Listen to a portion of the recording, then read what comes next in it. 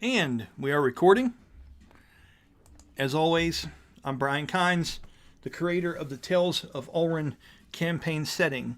We use Dungeons & Dragons 5th edition to tell our story, and the awesome folks, the plethora of folks that have joined me this afternoon are here to help me write it one chapter at a time. We'll go ahead and do some brief introductions, and we'll get into this.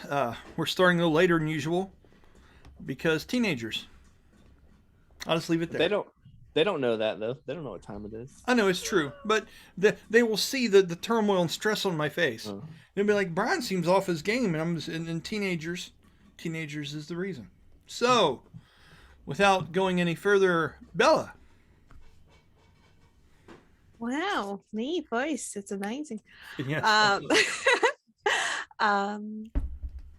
My character is Silwyn, the Bard Maiden of Song, now Skylancer, and currently doing some fighting in game. Yes, ma'am. It's really interesting, and we're going to get to that here shortly. I know it's a lot to take on, and you're doing a great job. Remember, Jeremy's your battle buddy, and Danny is your technical support. So you've got a trifecta of good shit here going on to help you out, Bella. Thank you. Colby, go ahead. I'm Colby, and I'll be playing Kiltusk. He is a barbarian/ranger of these islands, and native of these islands. And right now, he's preparing himself with rituals. Nice, and got the whole paints out in the fireplace and using up some of those class skills. Super proud, sir. It's good stuff. Okay, let's move on over with Corey. Hi everyone. I'm Corey. I play Darius. Yet another voice. Hey man, F you. You like, hey, can you change it up? Like, yeah, sure. that's what I did. You're right. I'll give you a radio voice. Hi everyone. So no. I play Darius, who is a bard of sorts, who's very, at this moment, in between decisions of what's going to be best for himself. Continue pushing whatever these people are trying to accomplish, whether it be money, fortune and fame, or some of them trying to find themselves.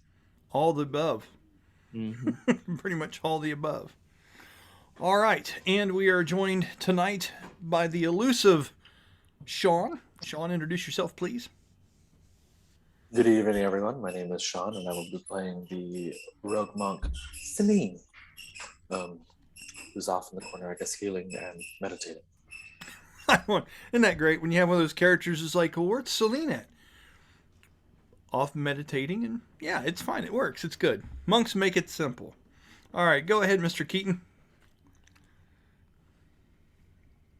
I will be playing Brahmas, who is piloted by a human paladin by the name of Merc. You could think of Brahmas as angelic power armor, basically. And also the reason that Silum is in the middle of a fight. Practically, yep. Pulled in you had a favor that was requested of you, which that happens here once in a while. To be fair, I didn't want her there. Yeah, that's true. You know what? That's true. She came along. Goodness. Okay, after that, anyway, Danny, go ahead, sir. I'll be playing Bastille, the rogue turned celestial warlock who has got his fingers in everything and his mind running 100 miles an hour on ways to make money and move forward. I like it. Good deal, sir. All right, that is everybody. So much happened last time. Let's go ahead and try to briefly, if that's even possible, get back into the situation as to everything that's going on in this moment. So, I think we know that Silwyn is with Brahmas, or with Merc, and they are inside of Brahmas, the construct.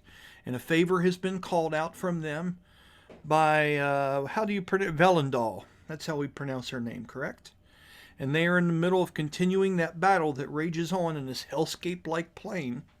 And it turns out one of the Inheriar souls that has joined Velendal is close to being exterminated, just completely snuffed out. The spirit has been trapped by this boss-like demon in this realm, and Jeremy will get summoned in here to do battle at times. And Silwyn has opted to go along in this. The two are practicing some moves and trying to get their ass kicked and not get singed in the process.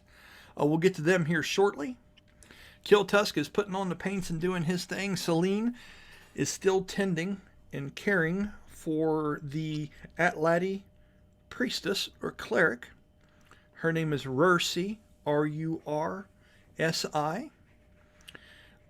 So Sean, if you want to have any kind of interaction with her, that's perfectly fine. You let me know. She seems to be one of them that's speaking quite a bit about the dynamic here, some of the different things at play, the true meaning of what it is to fight the Quetzalcoatl, and about this great terror that was summoned forth by some other people of these lands with a very different opinion, and the ultimate price that everyone paid. I don't know, that was one thing we may have left out, Sean. We were speaking with you. It turns out... Oh, did you put any of that stuff on it? Awesome. Thank you, kiddo. Appreciate you. Popcorn! Hey, that's what I'm talking about. So, the Crescent Cradle, it turns out, was once one solid structure. And there was debate on how to deal with this Quetzalcoatl, this large rock, this large vulture, eagle-like bird. It's like damn near the length of a football field of its wingspan. This ginormous, prehistoric-looking avian predator. And there were the Atlati, and their understanding was that Baka, or the Earth God, would never create something that was beyond their ability to slay and take on defeat in combat.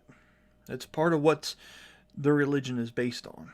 But there was another sect of people that decided that they would ask the gods for more power and create an ultimate weapon to take this creature out. Through some of the conversations, we found out that the means in which they did this were fairly sinister. There was sacrifice. There was the harvesting of many different dinosaur bones and putting them into formations and shapes to create the outline and the imagery of what would be this abomination type beast that they would pray that Baka would help create for them to fight this Quetzalcoatl, this creature. And unfortunately, depending on who you ask, their wish was granted. And some time ago, a large prehistoric creature, which we would call a Tarrasque in D&D, erupted from the volcanic island. There's one island of these four that's volcanic. It erupted out of that and took chase after this Quetzalcoatl, destroying the land in the process. That's initially what has broken it into these four different sections. Okay? So now, Corey made a very good point of this. It almost has that kind of feel like it's a race against time, kind of. I guess if that's fair to say. We know that these people, which we're not real familiar with yet, no one really wants to talk about them very much. It's a hush-hush kind of thing. They're very bitter against this other sect of people. We know that they have drove them away and out of the main spotlight. And the Atlati warriors, those that are still strong enough to remain true to their ways, I mean, we may be looking at the last four of them right here in this hunting lodge. Okay?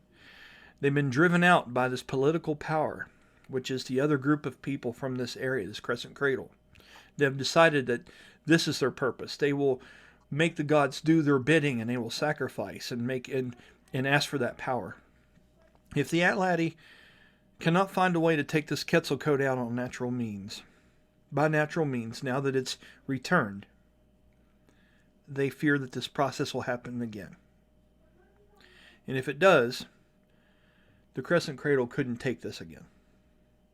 They're just now getting to the point where they're ready to possibly start rebuilding and regrowing. It's been the last several years just trying to get this thing pieced back together. We also found out that when this land was cracked and fractured, that different things that were hidden deep beneath it came to the surface and were discovered. And we have found out there is something that's very, very similar to Brahmas here that has been uncovered. There are several different aqueducts and ancient water temples that have been created by different races of people, which the Atlati have helped protect over the last several years. And these constructs were made with a technology that the Atlati or no one else in this area were really privy to. And they have a certain mechanism to them. There's certain rituals that need to open them up, and they have been made to redirect the water and help stow back the devastation from the Tarrasque tearing through these lands. But the problem is the Vasilian, the lizard folk here, have taken them pretty much over. The Atlati's diminished numbers, they weren't able to hold these places. Now, these 4 brave people that are left wish to be able to go back to the ancient water temple, get it animated, get it running again, chase the Vasilian and whatever's in there out of that place, so we can get the water level to be lowered in these lands, and that'll give us access to a lost temple called the Temple of Dran Tondo. And it is said there's an ancient weapon in this temple that is called the Vulcan. This is a weapon they believe can take down the Quetzalcoatl. This weapon is said to hold within it the power of a volcano, the one thing that the Quetzalcoatl fears the most. Okay? It's a lot there, but that's what we've all kind of discovered over the last sit-down session. And Rursi was a large source of that information, Sean, as she laid on the bed trying to heal herself beside you. So we have different trains of thought. Corey has said, we don't know how deep we want to get into this. Is this just one side of the story? Corey didn't say it. Darius said it. Yeah, right. And Darius said it. Sorry. Yeah. We got to roll up stats for you just in case you ever want to jump in here, Corey. It's all good. So, I think there was one more thing that happened, and I'm saying this primarily for Sean and Jeremy in this recap of everybody, is that the large druid that takes on the form of this, and we're going to say this, we're going to say it's Couaru, Kuaru. And that's the name of these large jaguar-looking creatures. They're almost a mix between a jaguar and a displacer beast. Whereas the jaguar version of these Kuarus, have the tentacles and stuff that come off of their whiskers in the front. Displacer beasts have them on their back. These Kuarus are larger, fiercer creatures with a heavily muscled front end with lower hind extremities. The mightier and the more fierce, the alpha, if you will, of this area, as far as the dominant species of creature. Baraxel is one of the 4 remaining Atlati warriors that works as the beast companion to the Scion. Karsu. Kar-SU. Baraxel has come up with a plan that he wants to recruit the help of a race of 4-armed gorilla-like hybrid beings that seem to be a terrestrial race on these lands called the Ozaman. And he believes that if the Ozaman help fight back the Vasilian from the outside of this water temple, that several of us can get inside, gain access to it, and help hopefully reopen it. The only problem with this is that Shakoma, what seems to be the mightiest, the female leader of this group, donned in armor that resembles a Tarrascan nature, with a large headdress and things like that on, a very fierce female, proud Atlati warrior, has problems with this whole issue. Has problems with risking the lives of these Atlati. Valdera, Bastille, different people have went up to her and said, now is the time. You have us here. We have a responsibility to this contract to do something with this creature too. And we've just now been able to get her to kind of explain. Or I think someone else told us in the room, Danny. I think it was the cleric, Rursi, had explained that the reason she is so against sacrificing more Atlati warriors and possibly bringing an end to them is because it is said that she is supposed to be able to make the Quetzalcoatl her beast companion. Right. And that's when Bass sold her on the idea of meeting it on its own terms. Right. And you've said to her, which was a great tie-in. I think, and I'm not trying to take words out of your mouth, my friend. If it's different than this, tell me. I think you were saying, what better way to tame this creature than with the Vulcan? Does that pretty much sum it up? Or is there, elaborate for me if you would. Well, basically, he was like, you have to show it that you're capable of giving it its life, not just asking it, that you're worthy of it, that you could stand and do battle with it if you had to. Yeah. Yeah. So a lot of this story has turned into a pretty neat thing. I'm pretty happy with it. And I hope that clarifies a couple things for you, Sean and Jeremy, both, since you missed the last episode. So, in the first 15 minutes of this, there it is. You can always watch this, and it's on film now, okay? So let's go ahead and move into what people are doing now. Since you missed last time, Sean, is there anything particularly Celine? Is there anyone particular you'd like to go up and speak to? Or is there anything you would like to say to Rursi, the female cleric that is laying at the side? You can see that she's been hurt to a degree, but you guys have healed her significantly. And the bird stays by her side on her shoulder, even though she's kind of just sitting up in the bed for now. She was, not the bed, on the table. She was laying, but she sat up, and you can hear strained breath. And you would have been working on her and healing her throughout this. I think what I would be doing is just continuing to make sure that she's at 100%. Maybe have,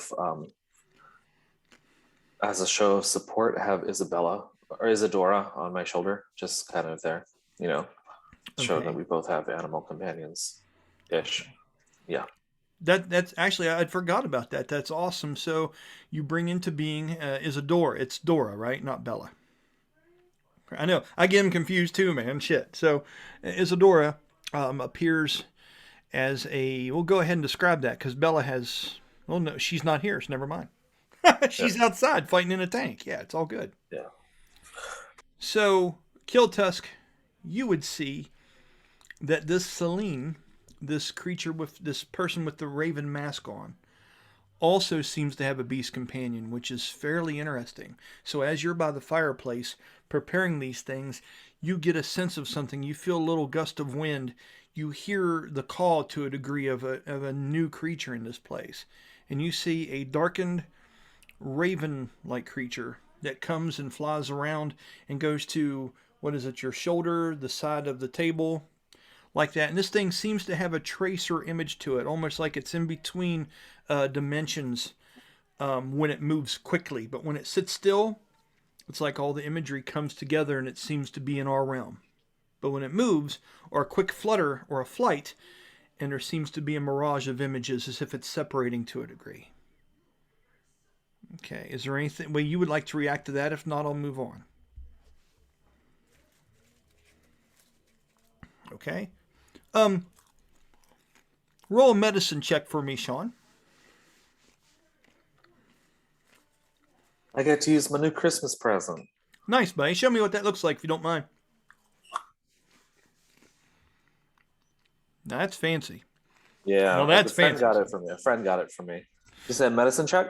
Yeah, please.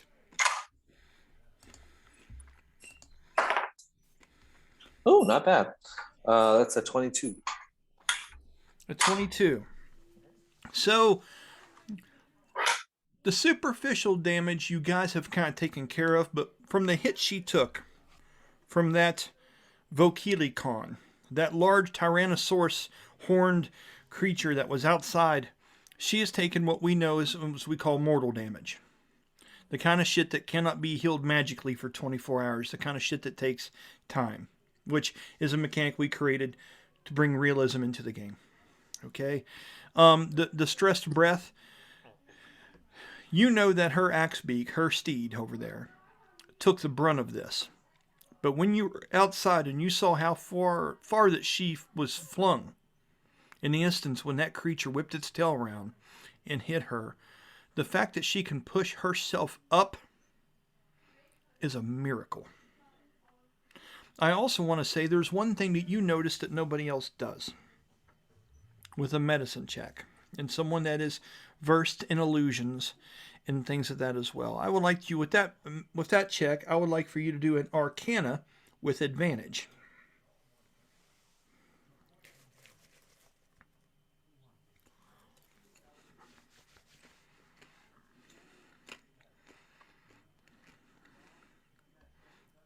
You're muted, my friend. What did you roll? A total of 20. You notice something that no one else has noticed. You don't believe. And the moment that you notice this, Sean, you get a look from her of a mixture of a flash of shame and then a deep breath of like her being tough and courage. Okay? She seems too wise to be caught up in the words and just fake emotions and things like that. But when you're holding her up and you're running your hands down her, what would be her right arm, it is false. It is an illusion. It is some magical item or something that she has on her person. Makes it look as if she has an arm. You can see faint writings that would seem to be Atlantic. You've seen some of the structures here. You've kind of caught on to what their stuff looks like written throughout this. And when you run your hand over it, you can feel pieces moving. As if this thing is working from mechan of some kind. It's strange. It's a mixture of magic and mechan technology. This could be related to some of the stuff they were talking about. Some of the technology that was used in the aqueducts and things like that. And her, we see her right arm seems to be made of this. Is there anything you're saying? Is there any gesture in that moment? I think this Celine would be kind of verbally communicating that she knows what's up. Maybe having Isadora like flap her right wing. It's kind of like a non-verbal signal that. Oh, that's clever. Okay, let's see if that tracks. Yes, with a natural 18 plus things, she gives you a nod. And then seems to, after she's had this moment and spoken for a little bit, she seems a bit winded and she eases herself back down, using that right arm to lay on the table. And you can hear now, and you notice little tickings and pulses coming from that arm as she rests back down against the thing. The bird coming over and perching once again on that shoulder, and now things are starting to make sense. That large tropical prehistoric bird has always seemed to perch on that shoulder. Its feathers going down over the top of it, making it look like a half cloak. Its long red and blue tail feathers. It always staying on that side. This has been intentional the whole time. Okay?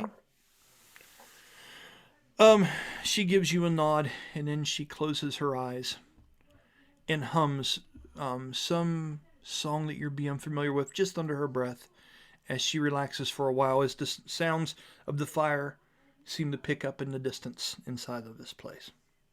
Okay? With that, Danny, is there anything you would like to do in this moment? Kill Tusk. Anything? If not, we're going to move on to the outside real quick. which you knew I'd already wrote in the journal, but I would be curious to see if I notice anything about the runes that he's drawing. Let's, just for the fun of it, let's say it's like this. You know how when you write somebody a message, and you can tell they're writing you back because there's them 3 lines, them 3 dots. But you can tell they're taking their time because they're just not quite sure what the hell they want to say, or they're trying to make it look real fancy. You've got the D&D version of that, sir. You can tell something's being worked up. This is Vander's certainly interested of what message you've sent him, and has not quite selected the words yet, because I have. But it only makes sense he's not going to give you back you know what I mean? Right. I thought about this as I was running to get the teenager. I was like, no, he's got things to think about before he answers that shit.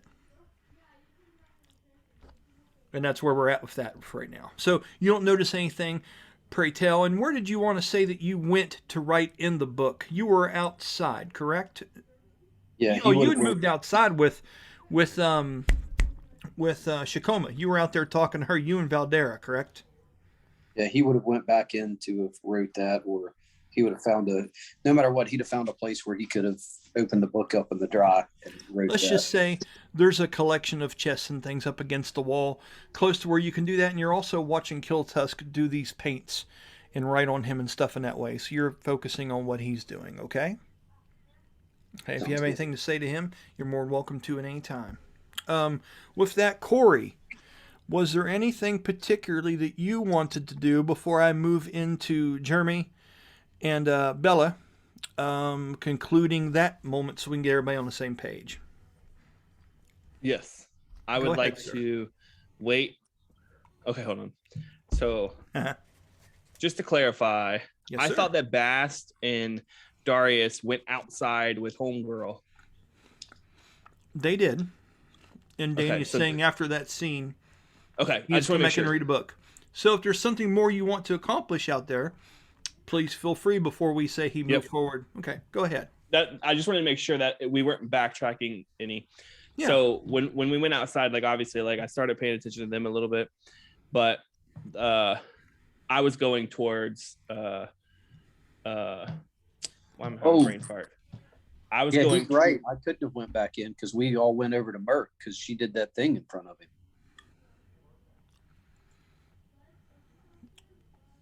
What thing? Shikoma went over and like actually did a ceremony in front of Oh him. yeah, on the knees and shit like that, and was worshiping to the thing. Okay, so let's go ahead and finish that scene real quick, and then we'll say you wrote in the book after that and went inside. Okay, don't die in the next 15 minutes, or this won't be canon, and we'll just be screwed. Okay, so keep it there. All right. So as you do this, and I can't tell if Sean thinks I'm funny or he's looking at dirty jokes on something in between us. I don't know. Either way, it's entertaining. So in that moment when she's going through that ceremony, you and Darius can have a conversation at any moment here, but she is worshiping Brahmas, the construct, now that she knows, and you have explained to her the best that you can that there is a human soul inhabiting the inside of this construct.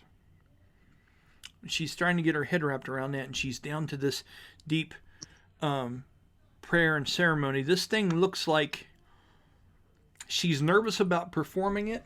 I want to do this with disadvantage to see how well she does this.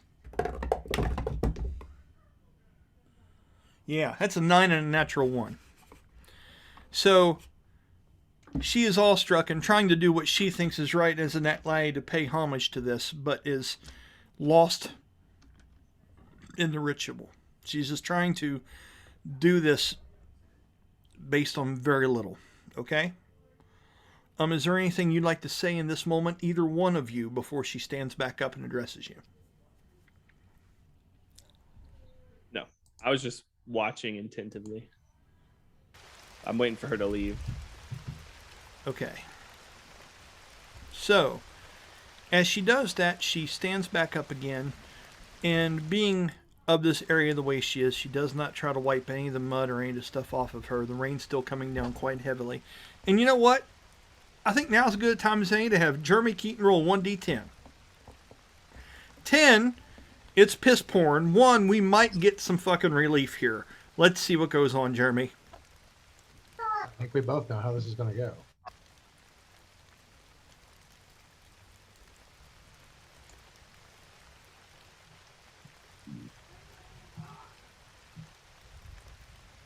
An 8. Yep. Still raining, guys. Still raining. So with that, it's coming down heavy. She looks over at the two of you, and she gives a nod. She looks over at Valdera, and she says, humbly, she goes, "I'll give some thought as to what was said."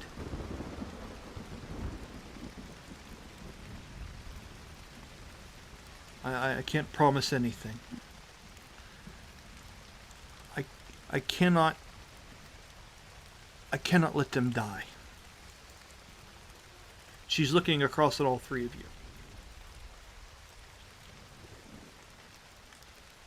But I will consider everything that you've said. And with that, she kind of takes a deep breath. Go ahead. One last thing is, as Valdera said, keeping them from dying keeps them from living. You've done them no service. Roll persuasion check.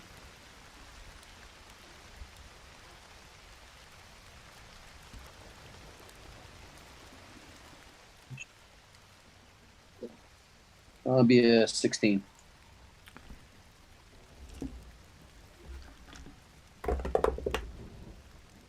Okay, good to know.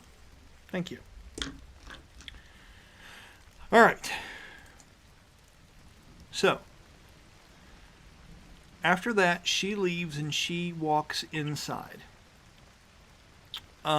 She goes back inside and she goes over and she stands against the fireplace with her back and she looks down at you, Kill Tusk. Okay. And she stares and watches what you do. Give me a brief description as to what it is you're doing again and what it looks like, please, just so we can be in the moment and then move on. Yeah, so he would be sitting down at this point, mixing the paints together while like mumbling some prayers and chants and getting ready to actually paint it onto his body. Okay. As that happens, she says to you, she says, "You've taken to that well.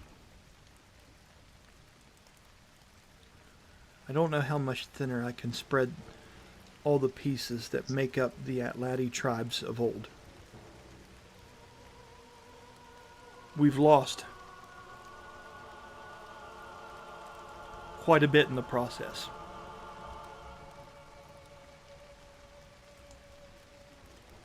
But you seem to have taken to this well." And then she asks you some details. She's curious as to what it is you're preparing for the next day. In your own words, describe to her what you're preparing for the next day.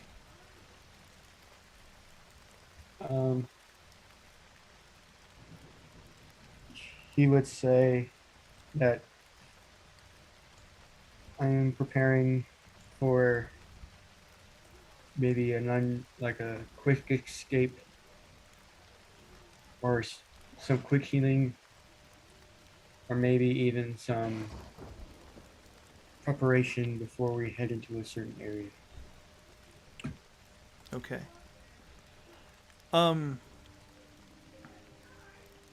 She asks you if you have anything that can help reduce the effects of great fear.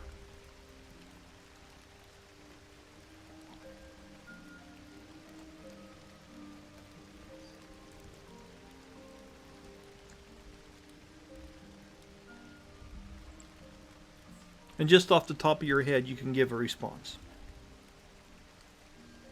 Um, not at this moment.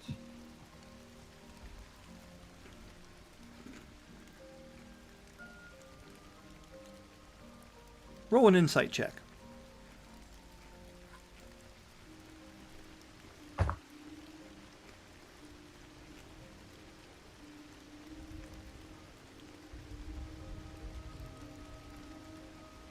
Hey, Danny, if you would, try to center yourself a little bit there, boss, or no one's going to see you later.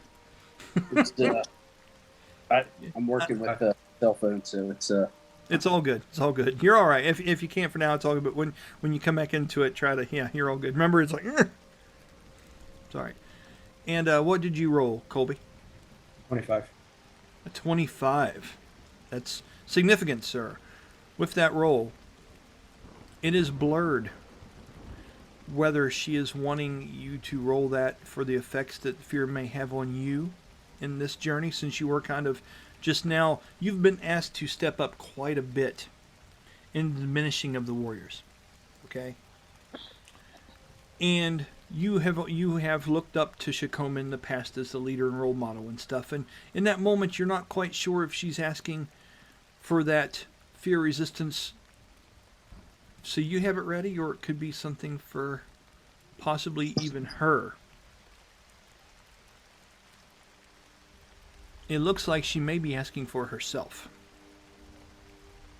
Because you know with these paintings, you're able to do them on yourself or other people too.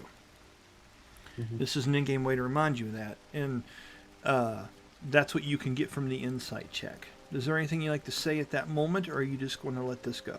It's perfectly fine either way. Or say whatever you would like. I just have a question for you about these rituals real quick. Brian would love to answer it. Okay. When I'm pinning it on somebody, doesn't it have to be from the list I have on here? Well, you have the overall spell list of everything you're capable of using. Mm-hmm. And every night you're able to prepare just so many from that bigger list. Okay. So it's very 5th edition in that sense. Okay. Yeah, because I was looking at the list and I really wasn't seeing anything like a fear one. Okay. That work? Yeah, that works. Okay. So she sees you tracing through your mind and trying to think if there is something like that. And as you have that long moment, as you're just kind of searching and thinking, as you stop painting what you're painting, she gives kind of a soft smile and looks down. She goes, never mind. It's probably best that I don't make the mistakes of some of our other kin and ask the gods for favors that we should be capable of producing ourselves. And she's speaking about the Tarask and what they did. And she nods, a little bit disappointed in her lack of faith in herself. And she goes over and she begins to cut up some things that were hanging on a wall, some dried herbs, and getting into a basket of some food, and she's preparing a pot to put on the fireplace for the night. You know, Shakoma is a pretty decent cook. A bit spicier than you would care for, but she can do it. Okay? You wonder if the group is going to like it. But to you guys, it's survival food is what you're used to, and you can't help but think, I wonder how they're going to react to this shit. Okay? So, with that, let's go ahead and move over to Silouan and Brahmas. Or Merc. You skipped me. You I did. dirty Oh, rotten- sorry. I thought you said you didn't want to say anything. No, not that. I had something else going on. You were cooking, Okay. weren't you? Mm-mm. Okay. Yeah, a nice big old fat steak. I got it, buddy. So, I where had do to you get- I want had to to get in join in? Is character. it when she gets up and walks back inside, and it's just you and Danny out there staring at the construct now. Is that where you want to be? So, did Bast leave after that, Danny, and go do his No, book thing? He would wait a few seconds and let her go. And Because then I want to, out of character, I want to do something just Darius next to Brahmas. yeah, You shortly after she left, he would have followed in behind her. He just didn't want her to make it look like, like he was following her. So he would go in shortly after that. Okay. All right. So, like, Darius would have, like, watched the whole thing and kind of just been, like, looked like he's, like, staring off, out into the forest line or whatever. Not really paying attention, per se, but, definitely deep in thought. And as everyone, like, leaves, he kind of turns and, like, faces, Brahmas's shell, so to speak. Yeah.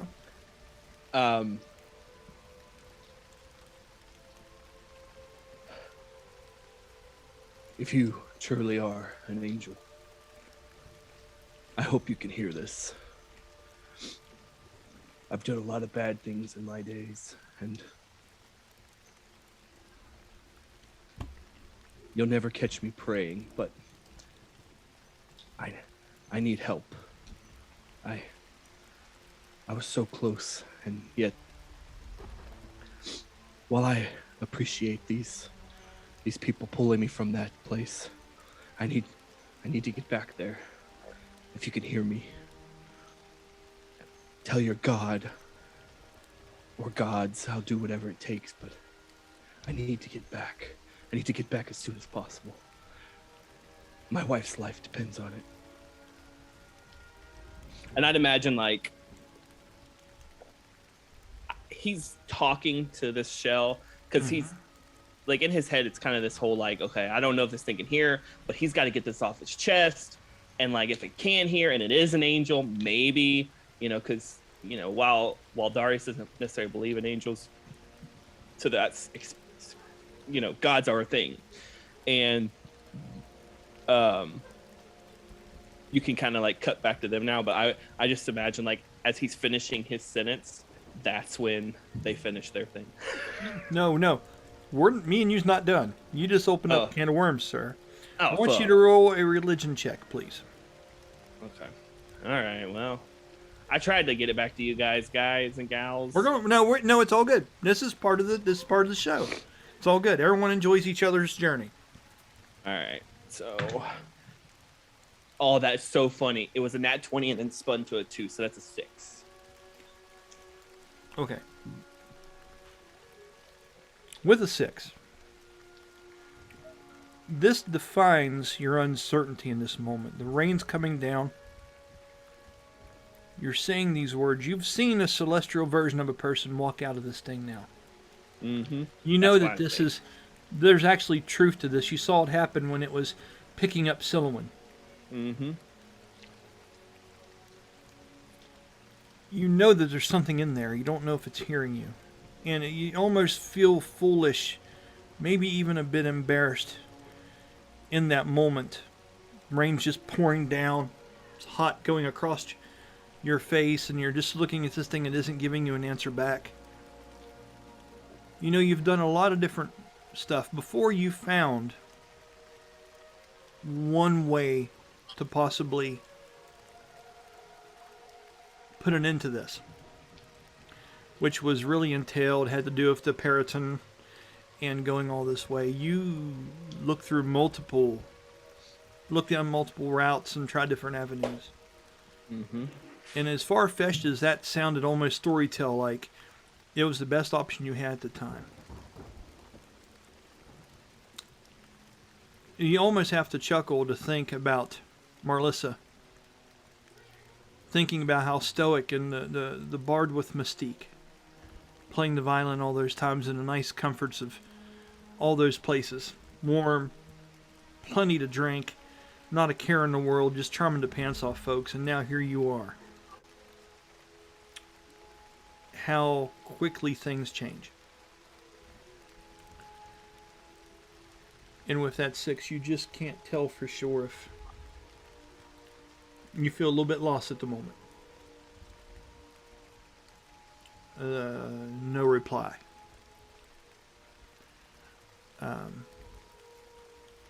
Yeah, just a man standing there looking at a construct and remembering the words he said. Is there anything else you have there? No, that's the gist. Okay. I would assume like he's, because I don't know how, like, out of character, how their internal struggle time frame. I'm assuming there's a disconnect. So I just imagine he's kind of like standing there like waiting for a reply. Roll me a 1d10. Let's see how many minutes you wait.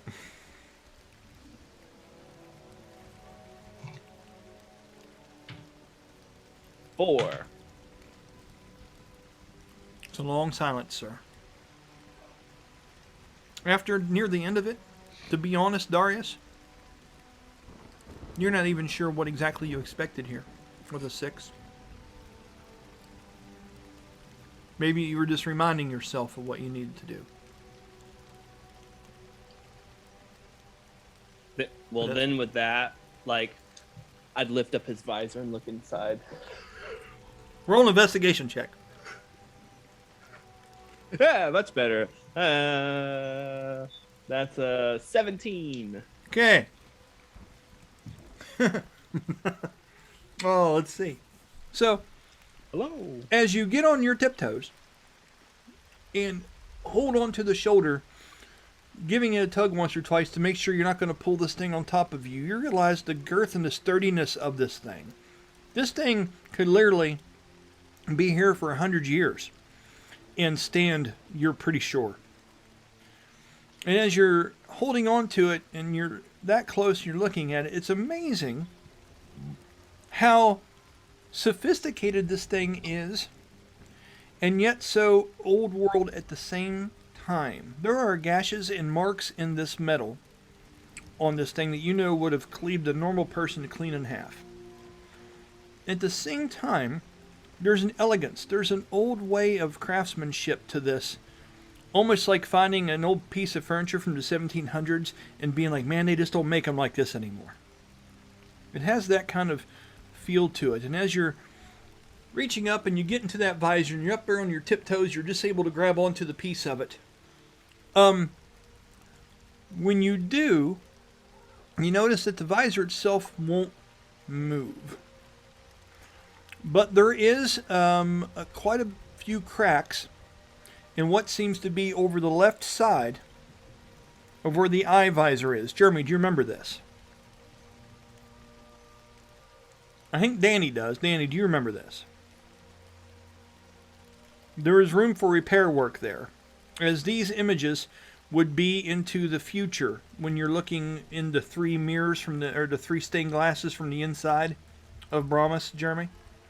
That one eye that has that cracked glass and damage in it, you see that on that like stained glass church window on the inside of Brahmas. It's a little bit cracked. It's okay. Danny had some plots for that on down the road, but you see that there is damage. That this construct has survived a lot, but you are not able to open the visor on this being. But it's hollow.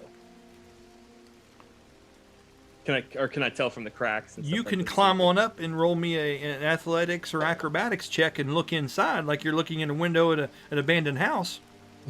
Yeah, because that's kind of the gist. Like, he's just trying to see, like, it's a hollow. Go ahead and That climb was- up it and roll me a roll. You said athletics or acrobatics? Whichever one you want. You tell me. You sell it to me, I'll let you do it.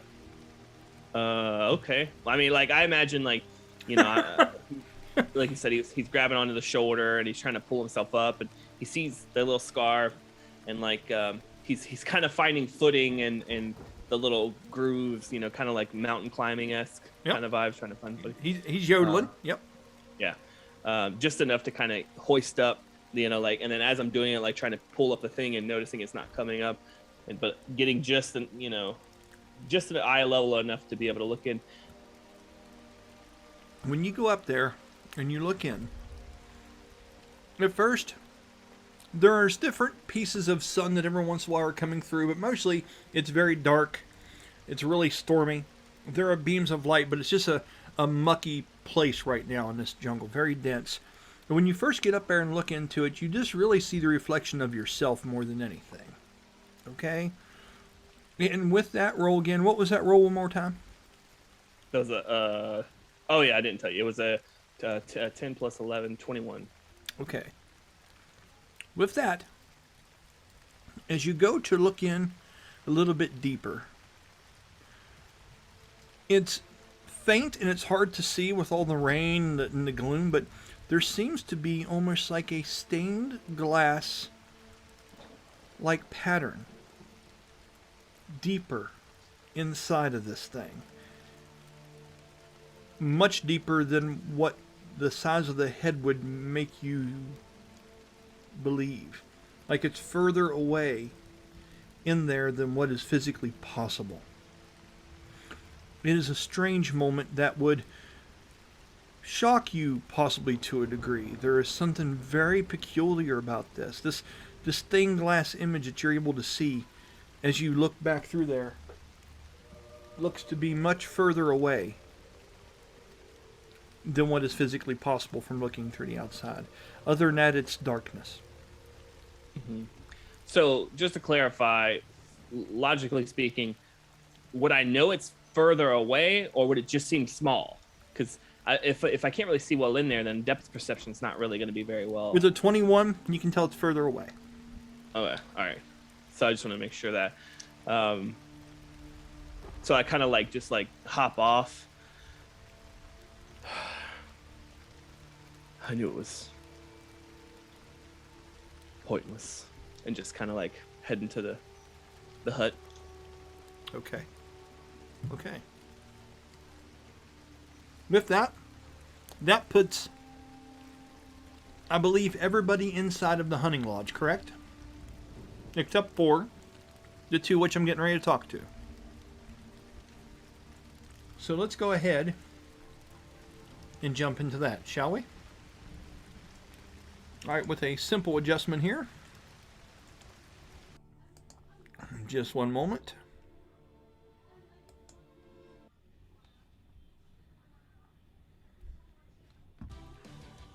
Okay. So, let me find this here real quick.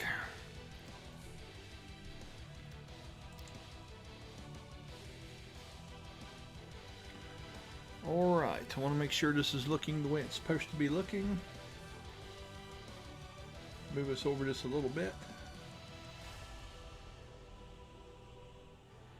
Yeah, I got to move some stuff around real quick, guys. Just take me 1 second here. As soon as it will let me. Big pain in the ass. There we go. Here we go. That's a better situation. Alright. So, Silouan.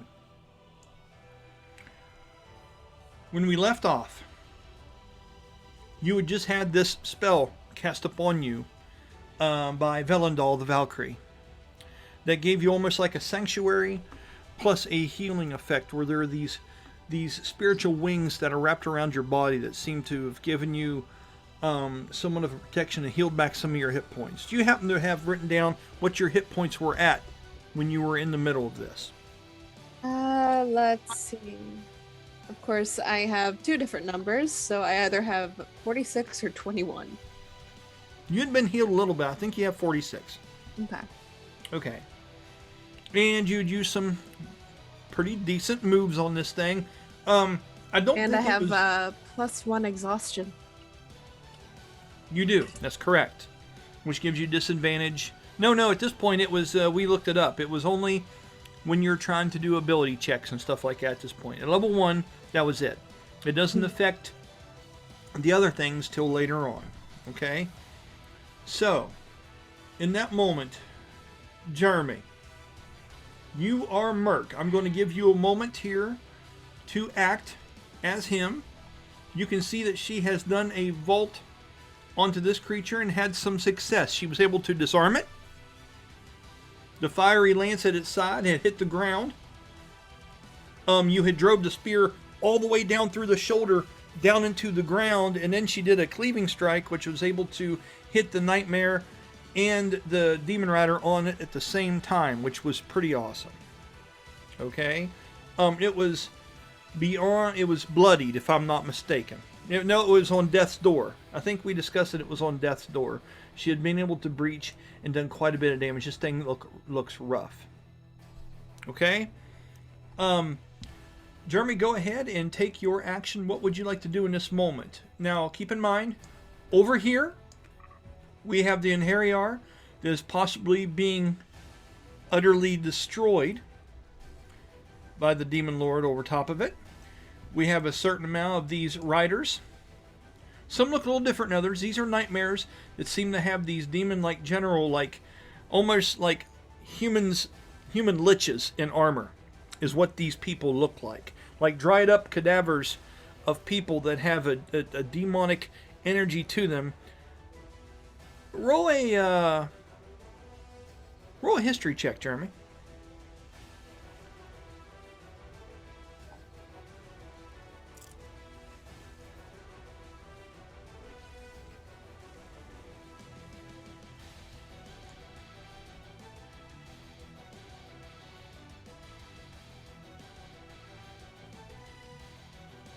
It's a 14. Okay. From that, you can tell that these are an evil version of an Hariar. Whereas your leader is a Valkyrie. This demon that you're assuming is a demon over here may be the other opposite side of that spectrum. This may be a more sinister version of the exact same thing. Okay, keep that in mind. Okay, do with that information what you will. Okay? In your moment, what would you like to do? Remember, you have a free action you can say, or whatever you want to, shout out a phrase, get a question answered, and then you have your turn to do what you want to do here. Did I expend any magic, or was I hurt at all? No, if I'm not mistaken, did the Valkyrie not heal you guys to some degree when she brought you here? Right, I just wasn't sure if anything had changed since No. last time I was at. No, Okay. sir. I think what the guy in front of you tried to hit you, but I don't think he was successful. Yeah, we rolled like a 2 on a d20, and their Something turn like was that. pitiful. Yeah. Okay. Well, that'll work. So, you zoom out just a little bit. I want to see kind of who's in the area. These squares are 10 foot by 10 foot. And outside of the one that she's fighting, that one's the only one closest to, right? Yes. That's the total scene there. So, DM question. Mhm. If something is under the effects of compelled duel, Yes.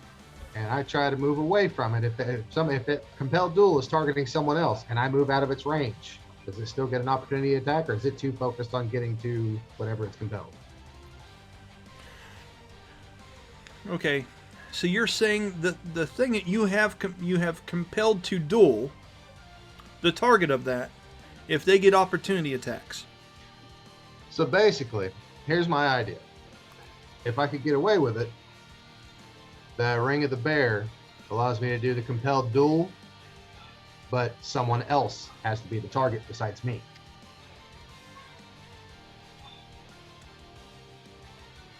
So if Okay. I pick that target and that creature is compelled to duel that target, it should no longer be focused on me enough to want to attack me, right? Correct. Beautiful. And how far? You said 10 foot, so 20, 40, 60. Who are you trying to get to? Trying to get to the up front to the two there. Right here? Ridge. 5, 10, 15, 20, 25, 30 foot will put you in melee range. 25, because that greatsword is reach. Popcorn. Right, so, Yeah.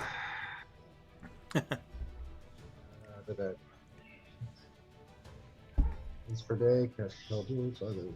Now this one here, keep in mind with these three-dimensional creatures, it is where the shadow is. Mhm. So you can go straight behind it and get this way.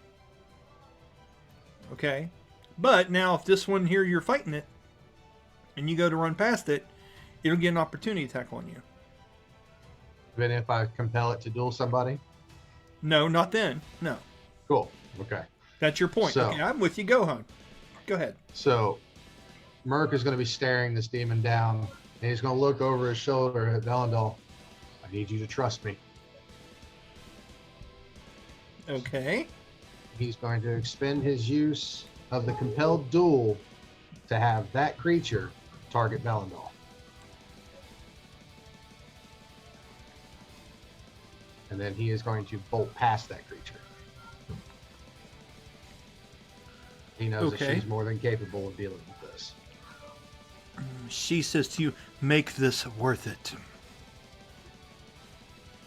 As you can hear a swell of power as she produces a lance out of her side from behind her wing and begins to draw power towards it in preparation of this creature coming at her.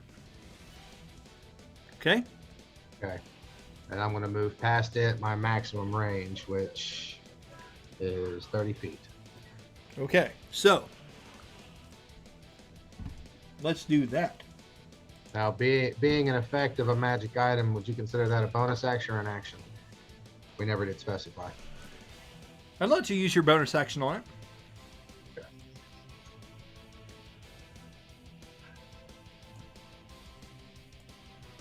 Okay. Right there's 25 melee range. 30's going to put you right in front of it. Which one you And want? bear in mind, too, Silouan still has warding bond. Yes. Explain that again, and Bella, keep notes. What is it again? The She's friendship got- bracelet. Yeah. She's got AC +1 Okay. while she's within 60 feet of me. And Okay. she also gets a +1 to saving throws. Resistant to all damage. And each time she takes damage, I take the same amount. You are a golden god, sir. That is awesome. Okay. And that guy in front of me. You used your free action. You've used your bonus action. You've used 30 foot of movement. What you doing, Jeremy? I am going to see what I got here.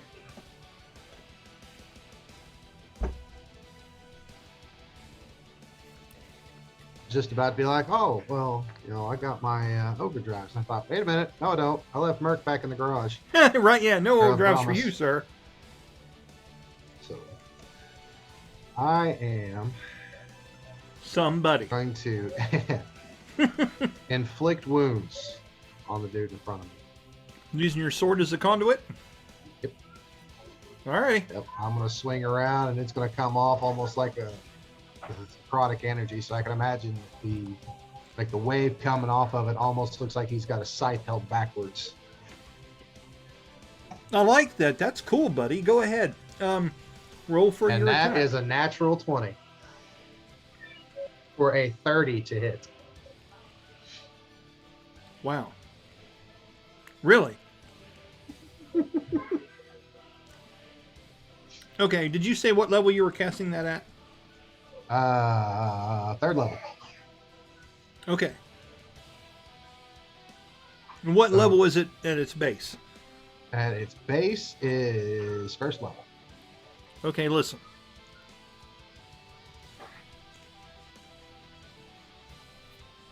And it is a touch attack if that matters. Okay.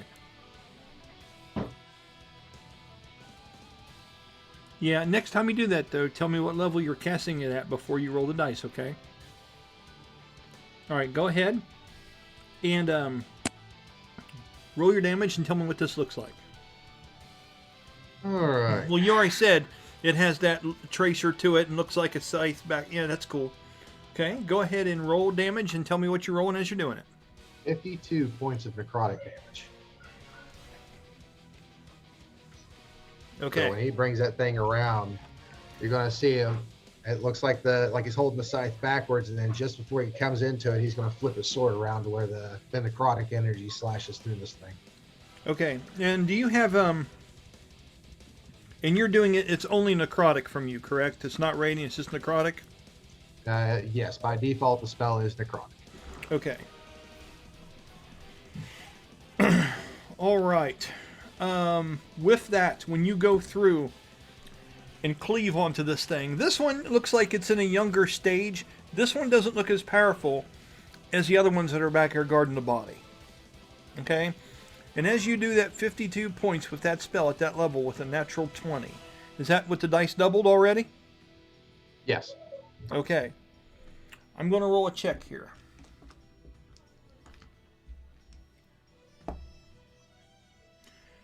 Okay. You feel something strange come over you in this moment.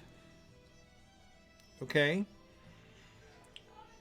In this moment, you are doing something that we are calling an epic action. Now, we've talked about these happening with natural 20s and stuff like that. Okay? In this epic action, when you are able to take this blade and go through and hit this creature in this way, because of it failing its save, this attack is also going to have the banishment effect added onto it. So, what is the saving throw for banishment? Do you happen to know that or have that available? Then you are muted. I believe it's a charisma saving throw. Okay. Let me look here real quick just to be sure.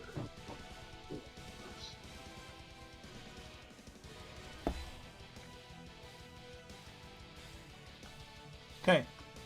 Roll 1d20 plus your spell save DC stuff. And let me know what the DC is for this.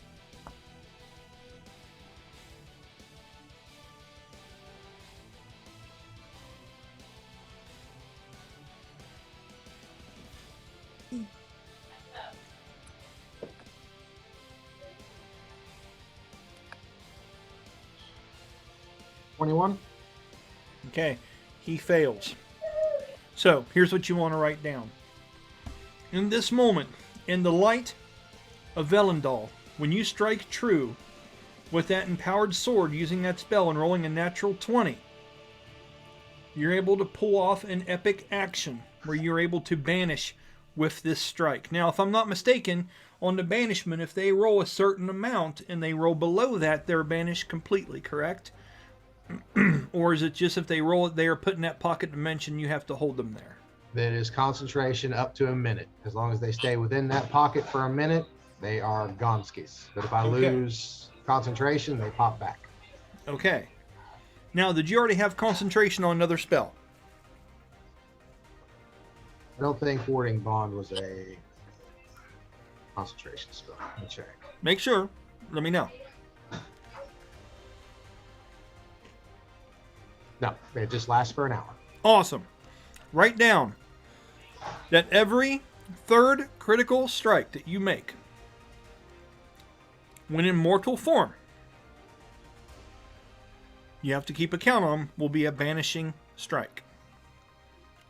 Banishing smite is what you want to call this. All right? Quick interjection. Banishment. If the concentration lasts for the complete minute, if the creature is from another plane of existence, then the banishment is permanent. If concentration is capped, Okay. But if they're from the same plane as what we're on, they just pop then they right pop back. right back. Yeah. Okay. Okay. But it gets them out of battle.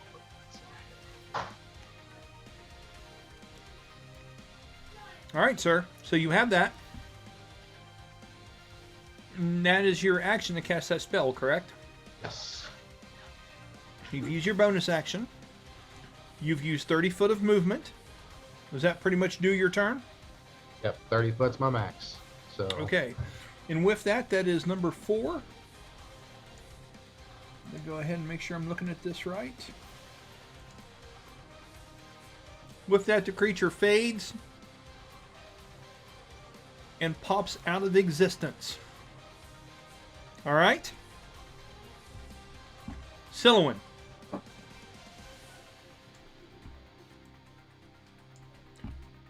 You are up. All right. What would you like to do on your turn? She's definitely gonna try and smack him. Okay? Not doing any vaulting or anything yet. Just trying to smack Because him. you're within melee range, it has no weapon. It hasn't had the chance to take it yet. And I don't think, did it go after you went last time or not? trying to remember. Just for the hell of it. I know you knocked its weapon down. Mhm. Did a thing where it ran over top of... That was earlier on. I think it has a turn. Okay. I'm going to give it a chance to do some things here first, and you're right after it, okay? I believe it Sounds was good. knocked prone because she knocked it off the horse. With, Yep. You're right. So I'm going to use half of its movement to get back up. Okay? And this is going to be... This is... which number is he? Let me move you out of the way so I can see. Because you have covered up his number, Silhouette. And damn it, I just can't see things with you like that.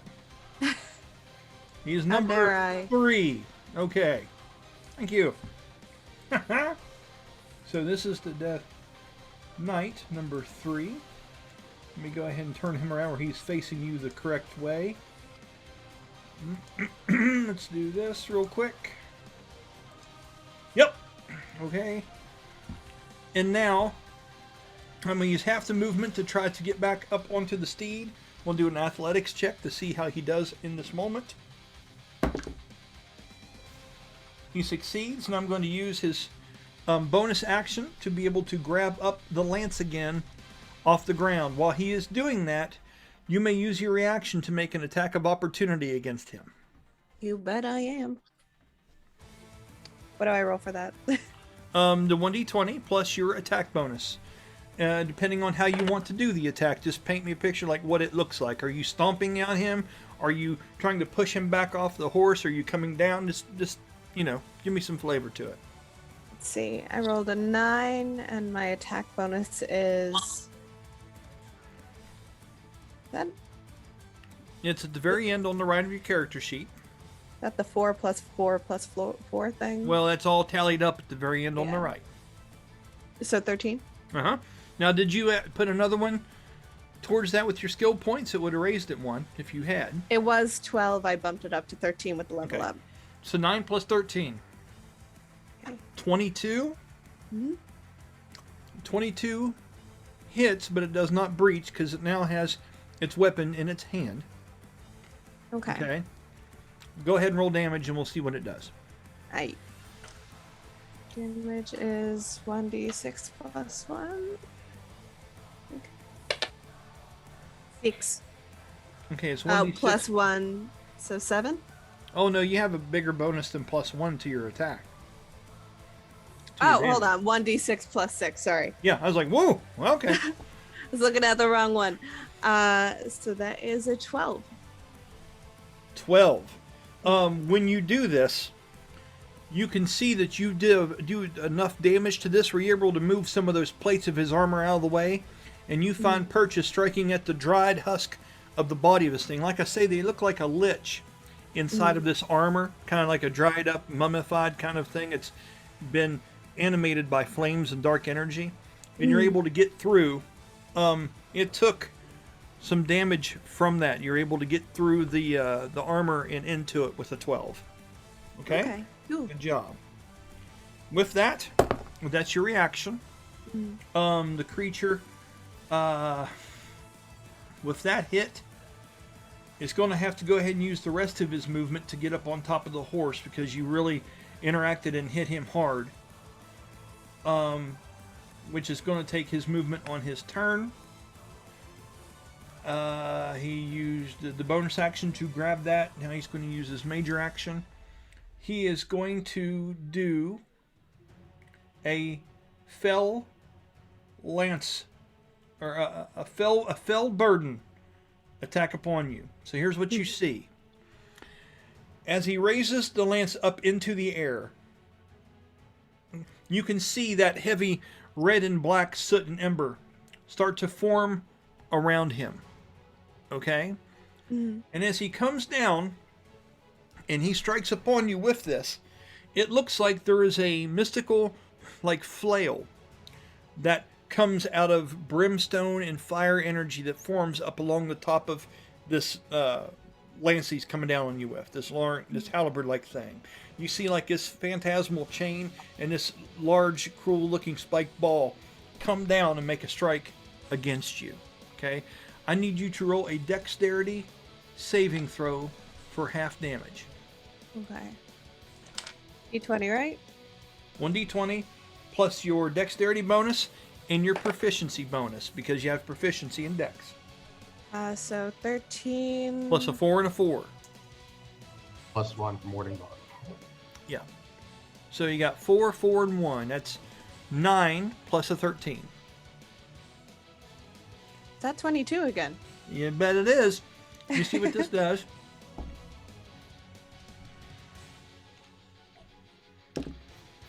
Unfortunately, with a natural 18 on the roll of the move, that's not enough to get out of the way of that ship. Womp As womp. high as that was. Mhm. Which has happened. That's one of the downsides of being able to roll DCs for shit like this. As this thing comes down, Mhm. you would take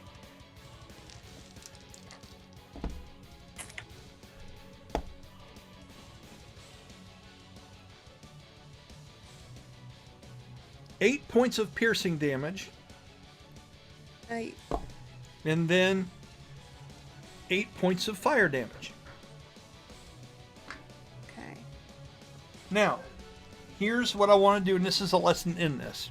Okay? Mhm. Once you understand, that's 16 points altogether, right? Mhm. Here's all I Don't want you forget to she's do. resistant.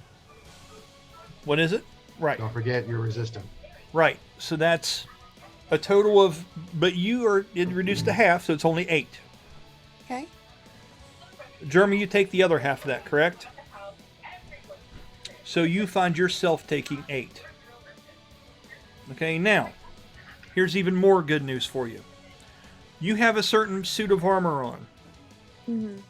Since this hit all around you in an area and it was a spell, you have a damage reduction to this based on what your armor does. What is the breaking point, or the BP, of the armor that you're wearing? It'll be on the far, it's in that column. It'll explain it there. Probably on the far end on 7? the right. A 7. Yeah. Okay, so here's the good news. 7 points of that is non-lethal damage. You only take 1 point of lethal damage from that attack. Alrighty. Okay, so you want to write down you took 7 non-lethal and 1 lethal.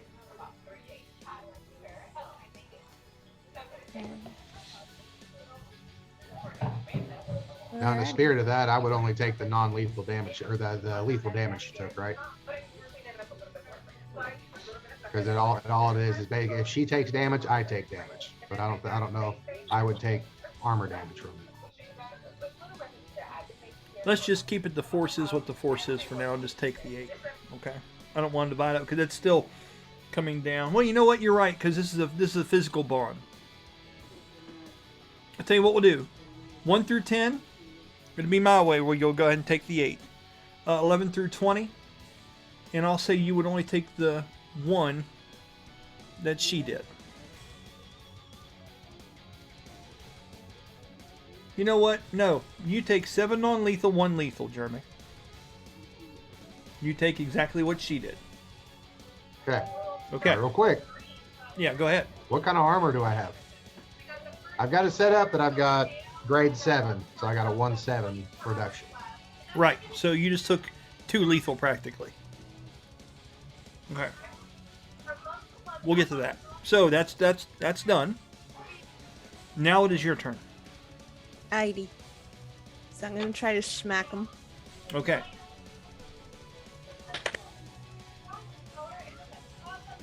Uh, 6 plus 12? It's 13. No, 6 plus 13. So Mhm. 19? A 19 hits, but it doesn't breach. Go ahead and roll damage. Alrighty. There it is. 6. Okay. So 12 again. 12 again. Once again, that is 2 breaching strikes on this armor. And you are seeing it. Thank you. I appreciate you. You are seeing the armor starting to wear down. You've breached past its threshold twice already in this turn. Okay? What are you doing for your next attack? Do you have anything special planned, or are you just going to waylay at this bad boy? I think I can vault up and come down again, right? You can, if you like, yeah. It takes half your movement, and it's within the range of you, so yeah, you could jump straight up in the air and come down this sucker if you wanted. Okay. And then when she does that, doing the gale force descend down 2, so that's minus the 5 MP. Yes. Outstanding.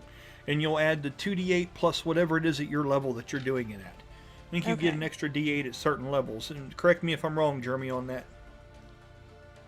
Okay. So 3 plus 13, 16 Okay. for so- the attack roll. I mean, yeah, attack roll. Okay, so it was a 16. Mm-hmm. 16 does not hit. Okay. Unfortunately, as you jumped up into the air and vaulted, on your way back down, you come in now. Oh, you have good news. Once a turn, you can use a 1d4 Okay. because of weapon specialization Mm-hmm. and add it to your attack roll, and possibly, if you do okay on this, this will get you just in there.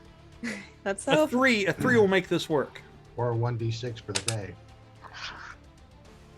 That fell off.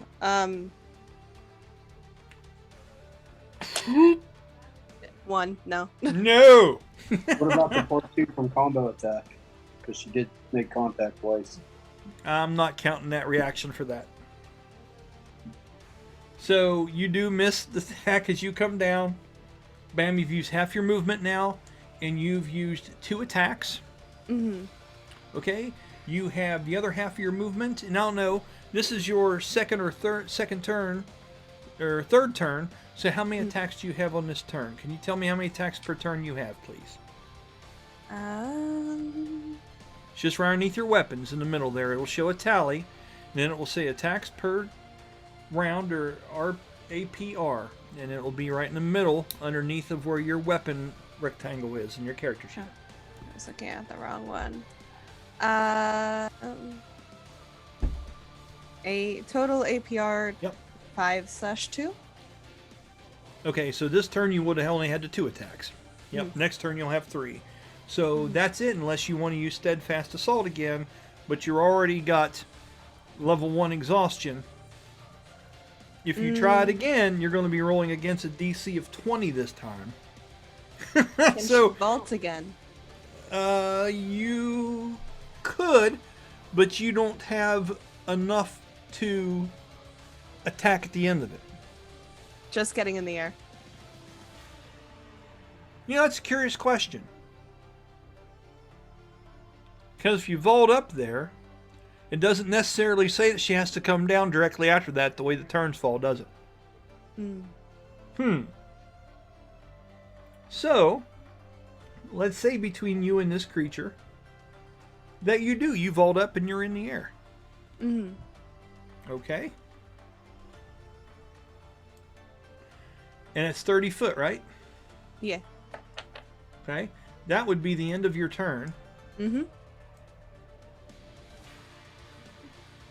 And here's what's funny about this. I can do this. I think I can. Let me see. Yeah, here we go.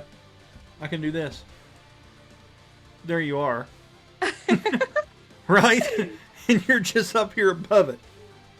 So that's one of the fun little things I have that I can do with this. So when you're vaulting, I can always move your shadow around to where you're wanting to be. Okay, Cool. Just for the hell of it, your plan. Are you planning on coming down? Here's a trick. He has his turn, so if he moves, if he moves beyond your 15-foot range, you may not be able to come down on him because he has a turn. If we're doing this moment to moment, you get what I'm saying, right? Mm-hmm. So, but, there's other shit you can do. You also have a returning lance you can throw it while you're in the air. It's all kinds of cool stuff. So we're going to call that the end. In this moment, let's go ahead and do a little bit of advancement. Then we're going to get back to the room, okay?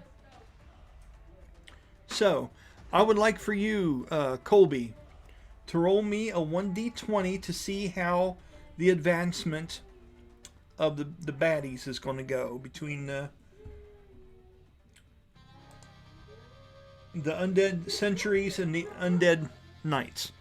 Roll me a Just for the 1d20. 1d20. Yep, let me know what you get. Just to get an idea of what they're up to. 6. A 6. Not great. Okay. So, with a 6, this creature comes at Velendal. Correct? This is number 4. Okay. Stampedes that direction. When it does, Sean, roll me a 1d20 plus 15 and tell me what you get.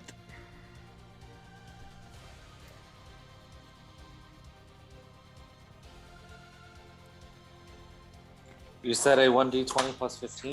Yes, sir. 17. Okay. What is the saving throw for a basic guiding bolt? Is it an attack roll, or is there a saving throw versus it? I think it's just an attack, a spell attack, It's an right? attack roll. Okay. A 17 misses. As she lets loose of that lance that she has, and was holding that action to spear at this thing as it was coming by. But as it was stampeding up there, she throws the thing heavily down at it. She misguides, and the lance sticks into the dirt behind her, spewing forth brimstone and earth. As it ducks down, and it comes and runs underneath of her, holding its lance and wants to slash it to under her as it runs past her.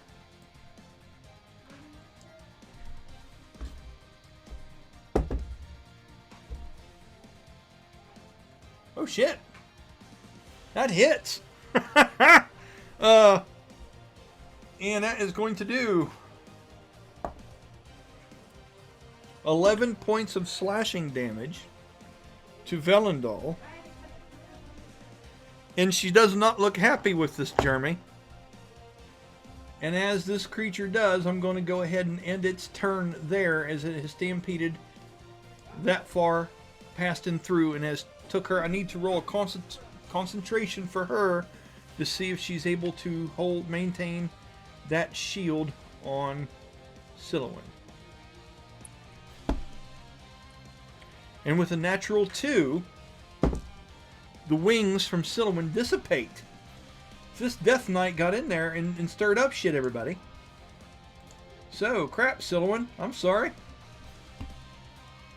Let me go ahead and find where the hell I put that now, if I can find it. Where is the spell? Just a minute. No. No. Just a second, guys, and then we'll move on. I think it's still under the Valkyrie. Velendal. Let's see what happens here.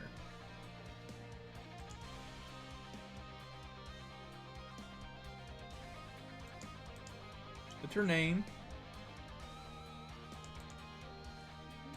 Well, shit, just a second, guys. Talk amongst yourselves. I'm trying to find something.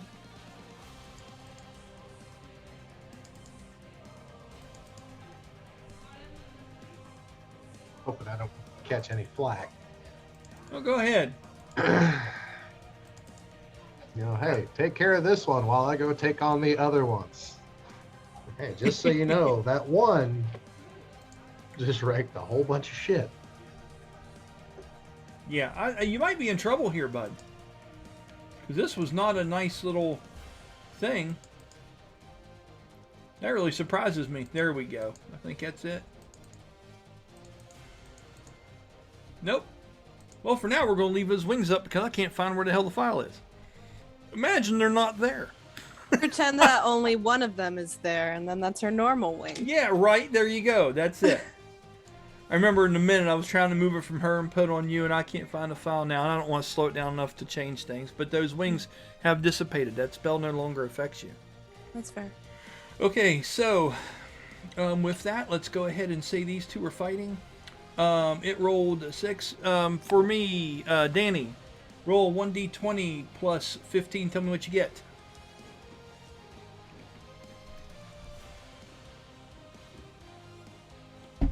28. 28. This And plus and Harry 15. are... Plus what? Said plus 15, right? Well, you didn't... I mean, I said, yeah, a 1d20 plus 15. You got 28? Yeah, 13 and 15. 28. All right, yep, that'll work. Okay, so between in Harry number 3 And this creature, these two here are duking it out currently at the moment. This was the one that was more the barbarian looking one, didn't we say, Jeremy? Remember talking about the long dreads it had? And it had a large, almost Monster Hunter-esque looking blade that had monster teeth and had a chainmail that was hanging on it. When he comes across with this wide blade and attacks and strikes and breaches this creature, Jeremy, roll me 2d8 plus 7.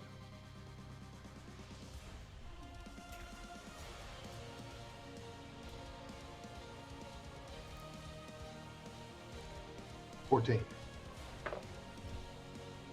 14 total. Add 1d4 to that.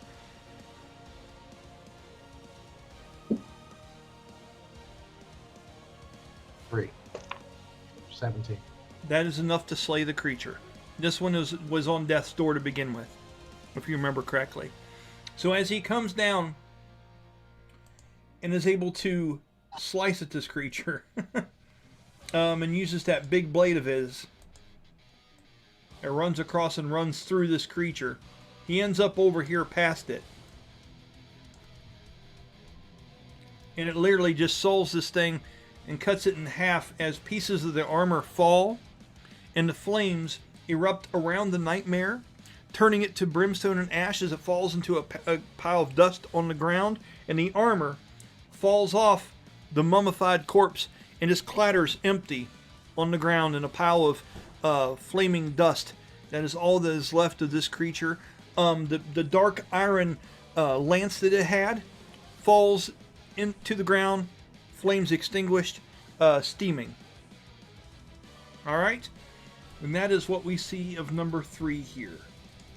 It has been dissipated. Make sure to do that. You are also gone, sir. Alright, let's move over to here real quick. Do a couple things, then we'll move on. Okay, so the demon. I need Sean to roll me a 1d20 and a 1d8. I want to see how this Inherior is holding up and if it's able to withstand the spell. You're rolling for the big bad right now. 1d20, 1d8. 9. A total of 9. Okay, Colby. Roll for the Inherior. 1d20 and 1d6.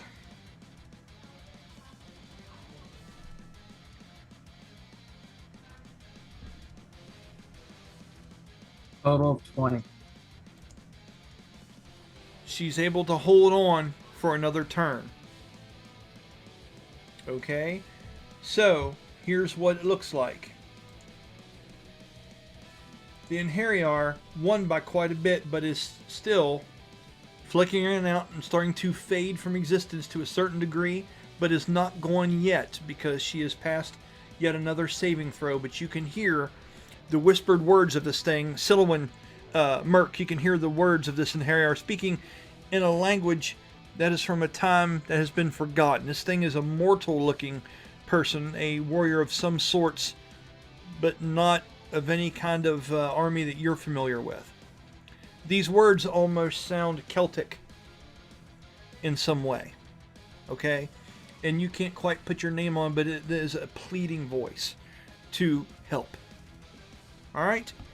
With that, I would like for you, Jeremy, and you, Silwyn, both, to roll me wisdom saving throws versus a DC of 19.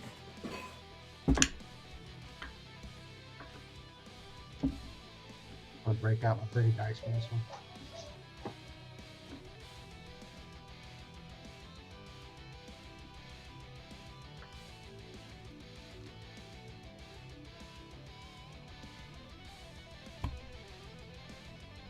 I realize I'm talking and it was turned off. I rolled a 5. What do I Fail. add to that 5? Yeah. Okay, Jeremy. I rolled a 14 plus 11, You're good. 25. Okay. This is the opposite of the sanctuary. This actually draws you to help somebody almost against your will. Okay, this has an interesting effect. Now, Silouan, you hear this beckoning from this Inheriar over here. And on your next action, you have to do anything you can to get to her and rescue her, or protect her, or save her, or anything you see fit. But it has to be done in the benefit of this character. I was planning on doing that anyway. Okay, Jeremy, you are able to resist off that, but you can hear this urgent beckoning coming from this Inheriar, and it wants to draw you towards it beyond your normal rationale, but you're able to snap back into it for just a moment. Okay? So with that, let's go ahead. I'm going to move this one up here into the entranceway, number 1, and then, Jeremy, we're going to make it your turn.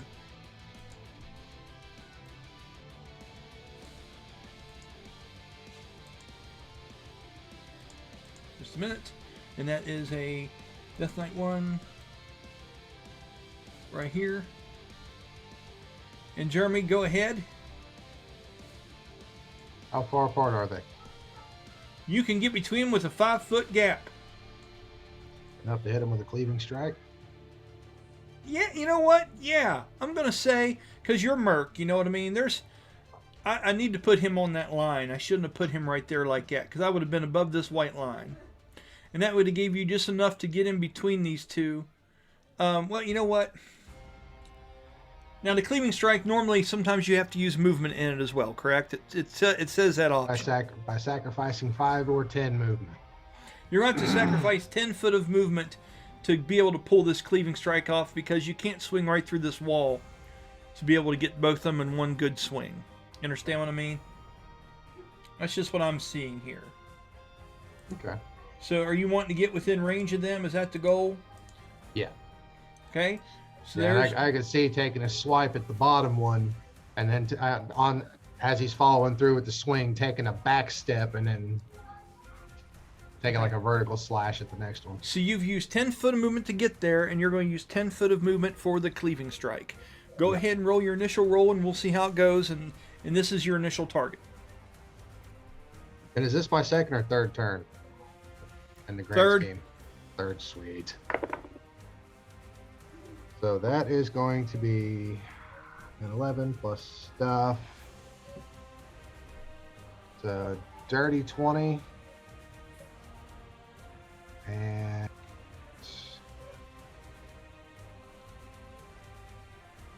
I'm going to go ahead and use my D6 for the day. Okay. Is this to attack roll? Yes. Okay. That is a 6. So that makes it a 26 altogether. That breaches. How Now, much you did I hit break the it, Nate? ACP Right. by 8. I beat it by 8. Yes. Alright, you may select an additional target within 5 feet of your initial target. Attack follows Okay. through, hits them as well. Alright, 10 or more is when I get the other big bonuses. Okay. But you're able to at least get through if a 5 or more and get this one as well if a hit. Yeah. So go ahead and roll your other hit, and then we'll do damage for these. Okay.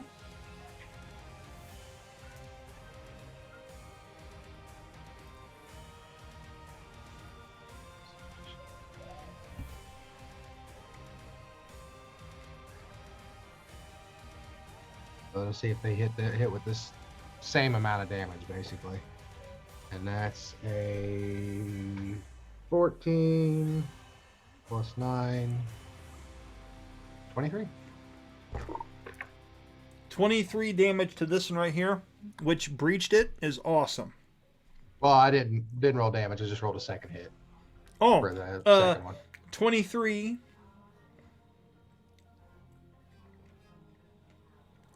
hits, but doesn't quite breach it. Cool. So basically, they'll both take the same damage. Yes.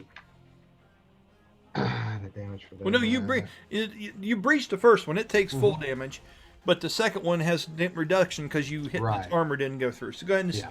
but the same damage roll. Go ahead. It's 2d8 plus stuff, right? Or 2d6. 2d6. Okay. And can I add smite to that?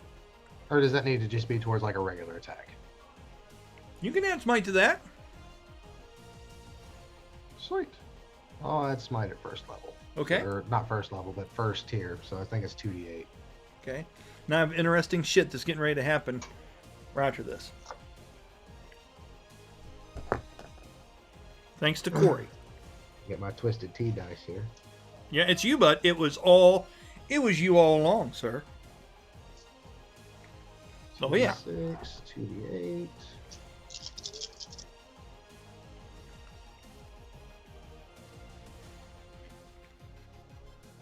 Alright, so that is 11 plus 4, so 15 slashing. Okay. And 7, 8, 9, 10, 11, 12 radiant. Woo! Okay, so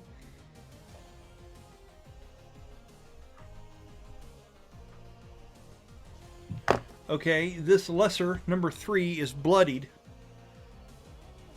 in the first strike. Okay, because the radiant damage seems to do something a little bit extra to it, Jeremy. All right. Now, with that damage, it also, that damage carries over, and is that the same damage you're using to hit the other one? Yes. Yes, it'll take the same damage. and Now, whatever is that's reductions it without takes. smite, though. It's just in the one attack, correct? Yeah, that's fine. Okay, and that initial damage was how much? 15? 11 plus 4, 15, yes. Yes. Okay. You find purchase through it of it, more than about half of that damage was able to get through. You did a breaching strike onto the armor. Okay? Broke through. And you're able to hit in there. When you go through that strike and you cleave those two through there, okay, you've used 20 foot of movement. You did your cleaving strike. Does this push them or anything, or does it just hit them? Okay, what are you doing with the rest of your movement? Or the rest of your turn? I'm going to turn to the one that's bloodied, and I'm going to start wailing on it. Okay, I as you want it go out to of my pick up way. and draw your sword,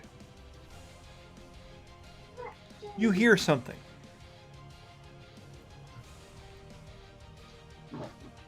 Corey, I'd like for you to repeat a few of those words that you said when you were looking into that visor earlier. Knock, knock. No. Who's there? No. So is it going to just be like the end of it, basically? We don't know. Let's give them the parts Darius. that you really want Mark to hear. Yeah. Well, so Darius said that. Man, I forgot. Well, you heard him earlier, did you not, Jeremy? Because it was really good. And I'm not asking for lightning to strike twice. It was nice. I heard most of it, yes. I know he mentioned his wife. Yes, he did. Quit. You hear that come across. And as you hear that, I would like for you to roll a persuasion check, Corey. And that will be the DC of Jeremy's wisdom check. All right, nat 20. Let's go. Or 12 plus. I don't hear this, do I? No. Okay. It's not like an echo knock on the outside, echoes throughout thing. No, it'd be neat, but this would be a him thing. Okay. That's a 24. Go ahead and do you a wisdom saving throw for DC at 24, sir. Good luck. Yeah, persuasion's my top. And charisma's mine, because it's 18 plus 11. Hmm. For a 29. Although you hear this, you recognize the voice. But it's in your head. Asking this, and you know the pain that he's went through to some degree. You've seen some different things that Darius has went through. I know that you know that he goes through the changes. Didn't you say he had to do a wisdom check? A wisdom check. Yeah, it was wisdom, not charisma. Same numbers, but charisma's my thing. Because my wisdom is a plus 11, charisma is a plus 12 Really? for saves. Yeah, because I get the +4, Okay. and 16 wisdom. Okay. So you're hearing this plea. Based on that saving throw, what is it you're doing in this moment? Are you powering forward? Is this giving you pause? What does this do? I'm giving you a choice because you passed the saving throw.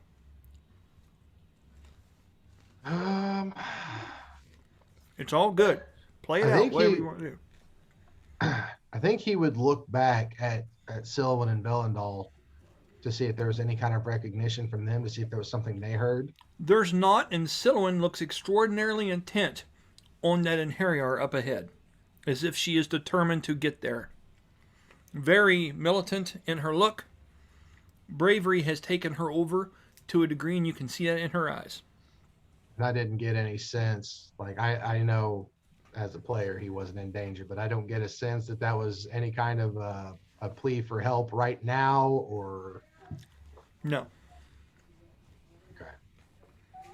I think he would choke that back into the back of his mind, because he knows that there's a life at stake right in front of him. Okay. And with that, go ahead and roll some attacks. Alrighty. This will be, since that last one hit, this will be a +1 for combo attack, right? Exactly right. Remember that, guys. And girls.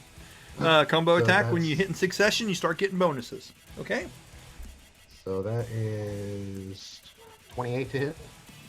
28 hits and breaches.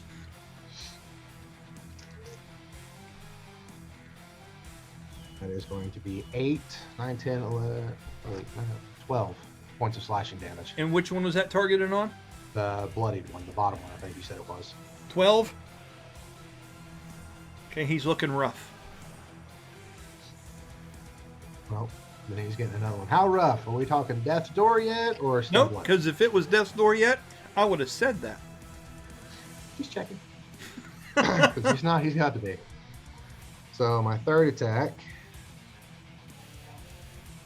Make sure I ain't got nothing special I can add to it. This would be a +2. Is it after the second or third attack I get a bonus attack? If your full turn, if you hit every time, Yeah. whatever your full turn consists of. That's kind of the double-edged sword of that move. If a character succeeds in landing both attacks, they may use their bonus action to make one melee attack at the end of the combo. Correct. And since this is 3 attacks base, then I go up to finishing combo, Yes. which allows me an additional attack with advantage. In succession. So that was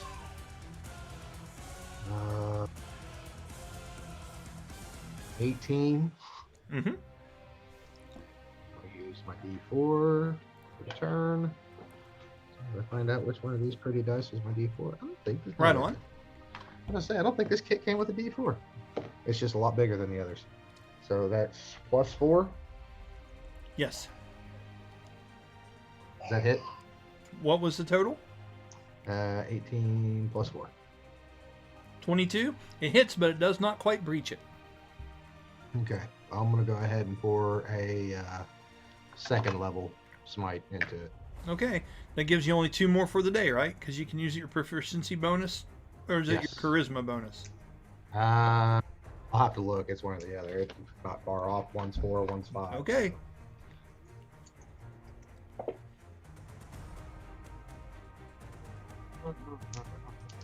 So that is going to be 13 radiant. Okay.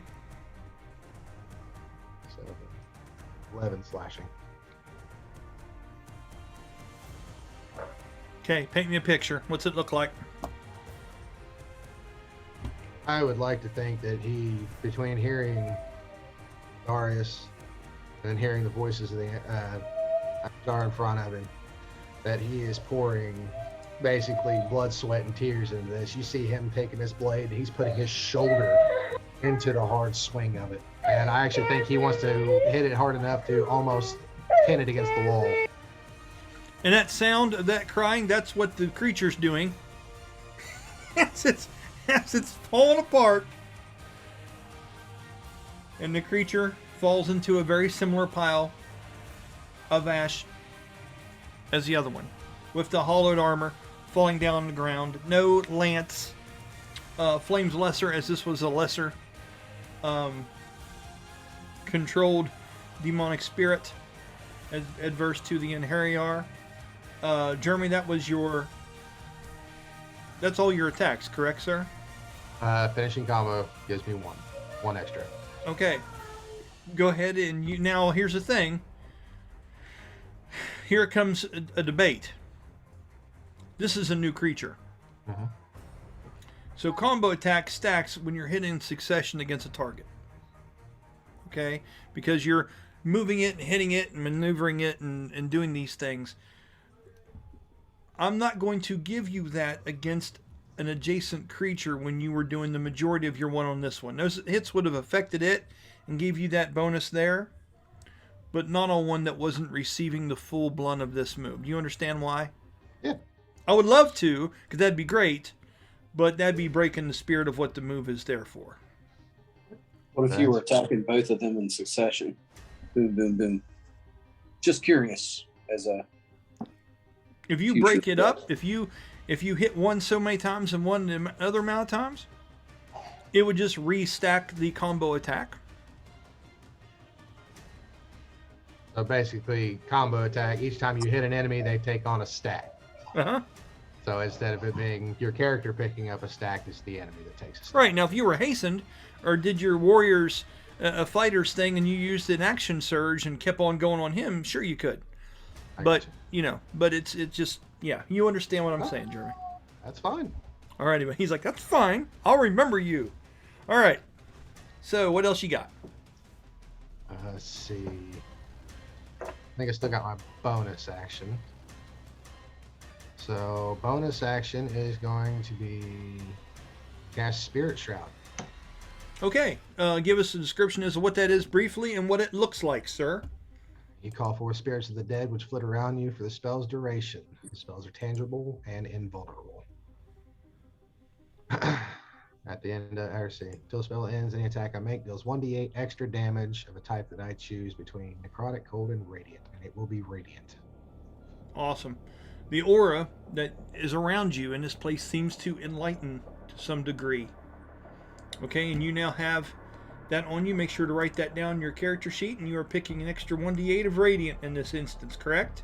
Yep. Well done. Okay, is that the end of your turn, sir? That'll do it, good sir. Okay. With that, Silowin, you have been drawn into combat. You are in the air 30 foot. Mhm. You've been drawn into combat against something that's quite a ways off.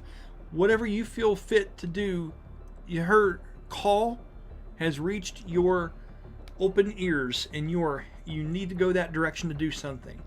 What would you like to do in this instance? Let's see how far I can throw my lance? Okay, so the range of a lance just has to come straight out of the player's handbook. Okay. 1 second. So does anyone happen to know what the range is of a lance? Looking it up now. Does anyone not have it memorized?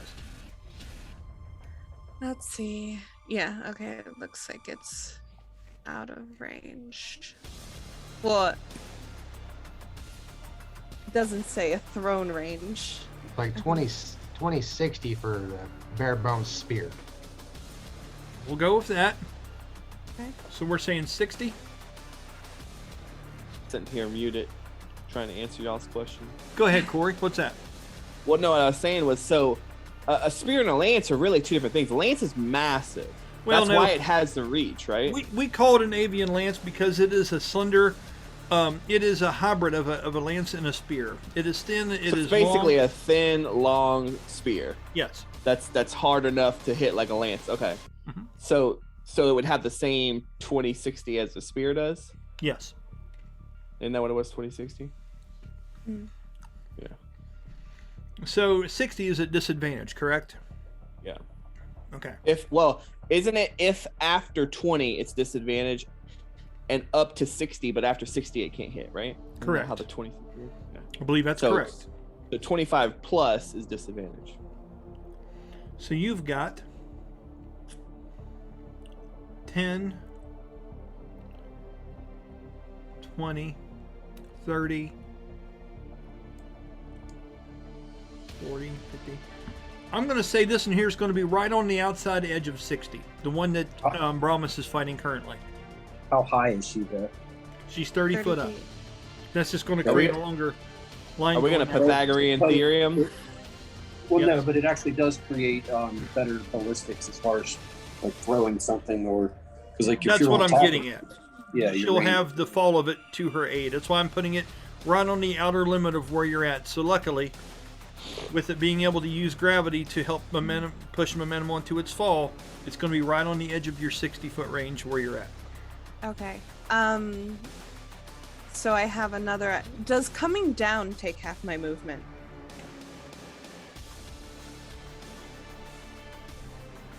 Because I know vaulting up takes half. Does coming down also take half? No. And how far can I get coming down if I'm not going straight down? That would be however much movement you want to use. I Okay. thought it was half her movement in the vault. Well, okay. So here's the debate. She decided to jump at the end of her turn. Okay, right? Normally, when you do a vault, it's all in the same turn. And it's half your movement to perform the act, right? Okay. So then what we have to do in this instance is we have to say use the quarter of her movement to go up and another quarter to come down, which would total half her movement. That's what we have to do here. Okay. Okay? So what's your total movement? 40? I believe so. Yeah. Hold on. Far right side of your character sheet, halfway down the page. Little box. Should say 30 plus something. 30. Yeah, 40. Okay? It's going to take 10 foot of movement for you to descend from this vault. And the Okay. range of your vault is half your movement. So you can go up to 20 foot away at a drop. So it's going to be, you can go 20 foot from the location of that shadow down there below you. And it's going to cost you 10 foot of movement to finish this part. Okay. So I'm trying to think. Let's see. If Yes. her end goal is trying to get her spear into the big guy. That is what she is trying to get to doing because she's seeing the spell stuff going on right now, how it's affecting the Inheriar. So that's her end goal right now, but she can't reach it right now. Don't you have a move where you turn into an energy bolt and Yes, she does, I believe. Jeremy, help her out. What is that? Bear with me just a moment. Okay. In that time, Is that Gale Force? you have the ascent. It's different. This is a.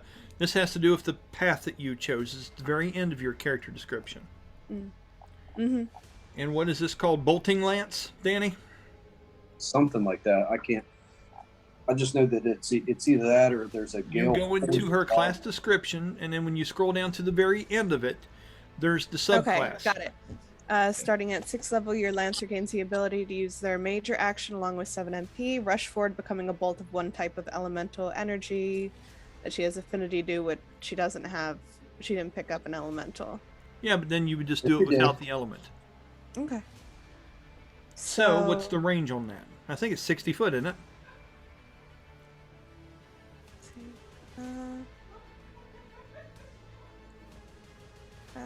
see. Jeremy, do you see the range of it?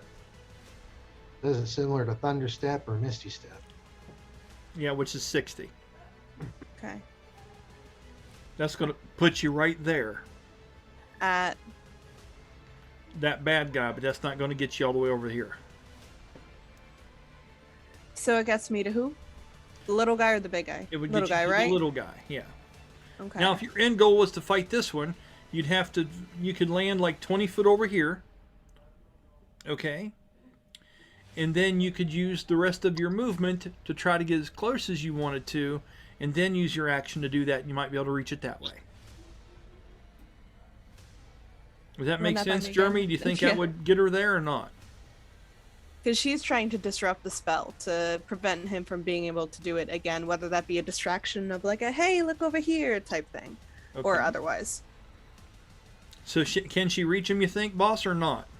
It looks like area of effect is 5 foot wide streak that can reach equal or up to the current bolt distance. So she can bolt at least 20 foot. She can bolt. I think it's 30 or 40. Okay. Yeah. Well, whatever she chooses, that bolt lance goes that full bolt distance. And it just takes her major action to do it, right? Mhm. So I think she could land, use her movement to get up here closer, and then she could use her major action to do that move and probably reach it with a hit. Now, what's cool about that bolting lance in this instance is that you could probably line that up where you would go through this bad and get that same time, because it hits everything within a 5 foot wide line. Correct, Jeremy?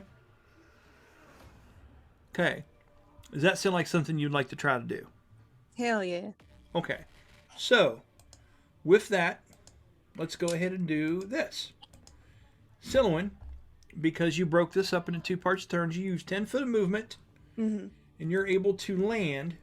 We're going to put this shadow up to 20 foot. It was half the distance, so we're going to go 5. Let me see, what's the size of these blocks? These blocks are a little weird here, aren't they? So it was here, right? It was 5, 10, 15, 20. That's going to put you here. So let's land Silouan back down there where she's meant to land. Just a minute here. By the way, I'm not sure if this is just a visual, but she's coming down, and correct me if I'm wrong, but she's gonna, what we were just talking about, she's gonna jump straight into the bolt, right? Yes. So once this you is, get down on the ground. she's now, Hold not on, stopping, by the way. Oh, sorry, what was that? Weren't you a bard before? Uh-huh. Don't you have bonus action dash? No, that's rogue. That's rogue, bud. Yep. So she's not stopping. She's coming down and almost like at a run, immediately jumping back out. Perfect. That's fine. Okay, so you've used 10 foot of movement there. 15, 20, 25, 30, 35, 40. That puts you here. That's you getting up and using the rest of your movement. Now, what you have lined up is you can use your major action to do the bolting lance. It's going to strike everything in a line that's 60 foot. Straight line.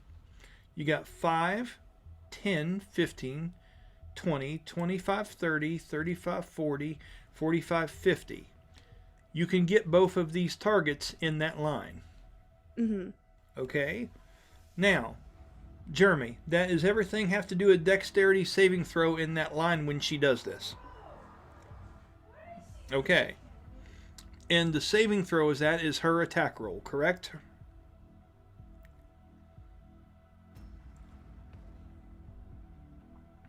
And then we're going to move back to the group. It says those within the area of effect must make a dex saving throw versus half damage. If failed, all foes take normal polearm damage plus bonuses plus 1d8 of the elemental type. Okay. And does it talk about what the DC consists of?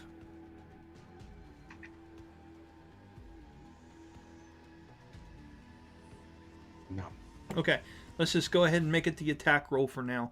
Roll 1d20 plus your attack bonus, which is 13.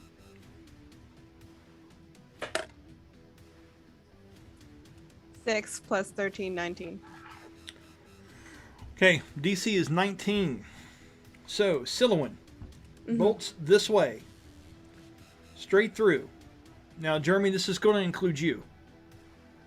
Does she get advantage on that since that one's with fighting me and probably didn't see her jump up behind me? Yeah. I mean, maybe keep the DC for the first one, surprise the second one. I don't know. However you want to do it, boss. That'll work. So go ahead. I'll give it disadvantage on the saving throw because of the advantage in the other place. So go ahead. Let me roll for this creature here. And it was, what was the DC? 19? Yeah. Okay. Dexterity. 1d20, 1d4 to see what we get. 13. First one fails. As you continue through, this bolt flashes over this distance. And in that moment, Silouan, you get to the edge of this rune that is around and encasing this Inheriar. Mm-hmm. When you make contact with the edge of this that is bracing, in your haste, because that spell was cast on you, and you're hurrying your way there, you failed to remember that this was in line with that creature. Okay? So, in that moment, let's go ahead and do your damage, and we're going to see how this reacts to you slamming into it as you were going in course for the big bad. Okay. So tell her what the damage is she needs to roll for this maneuver here, Jeremy.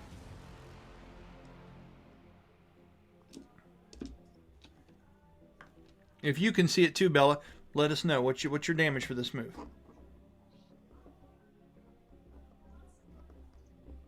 Is it not just my lance? Hold on. It's your pole arm damage plus bonuses plus 1d8.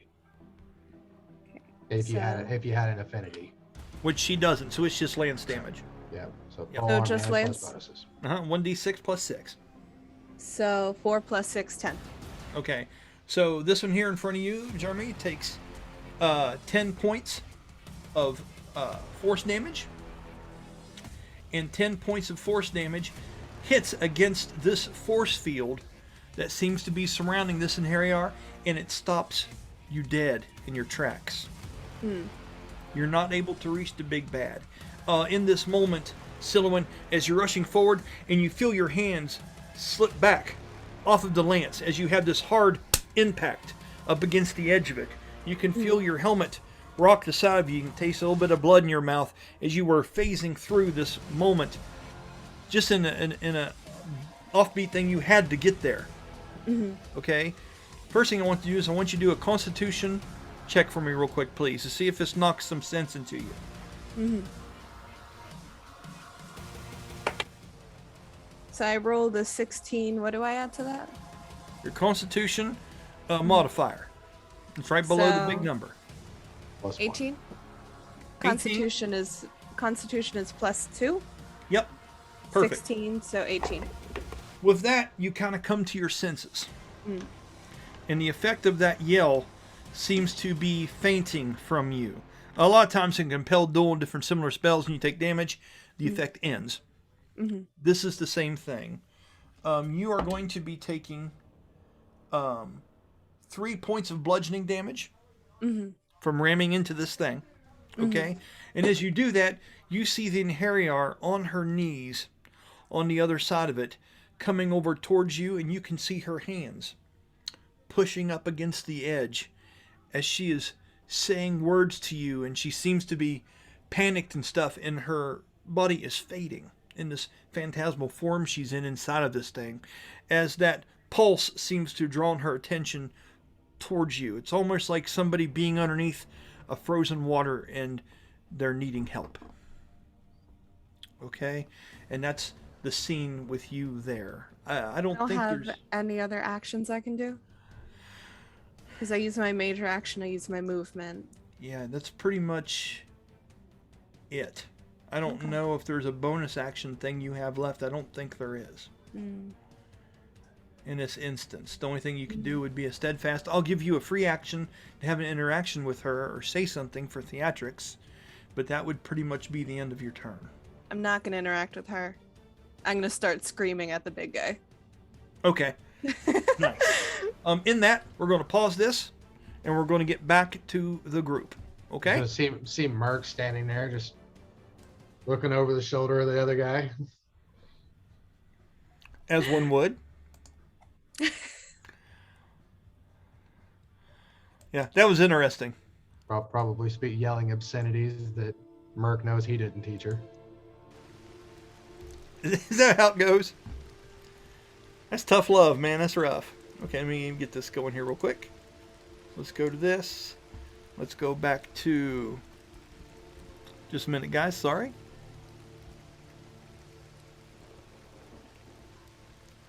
Just a minute. Gotta find my stuff here. Nothing but wallpapers. Be right back, Brian. I'm gonna go grab you some coffee. Okay, go ahead, bud. All right. Now Let me let's grab go. water real quick. No, go ahead. You two, go ahead. That's fine. We'll do a moment here, then we'll go for like you want our 10, 15-minute break, and we'll finish this up. Okay. So after that, everybody is now inside the hunting lodge, other than the two that are going through some crazy ass battle inside of Brahmas. Okay. Kiltusk, you were there in front of the fireplace.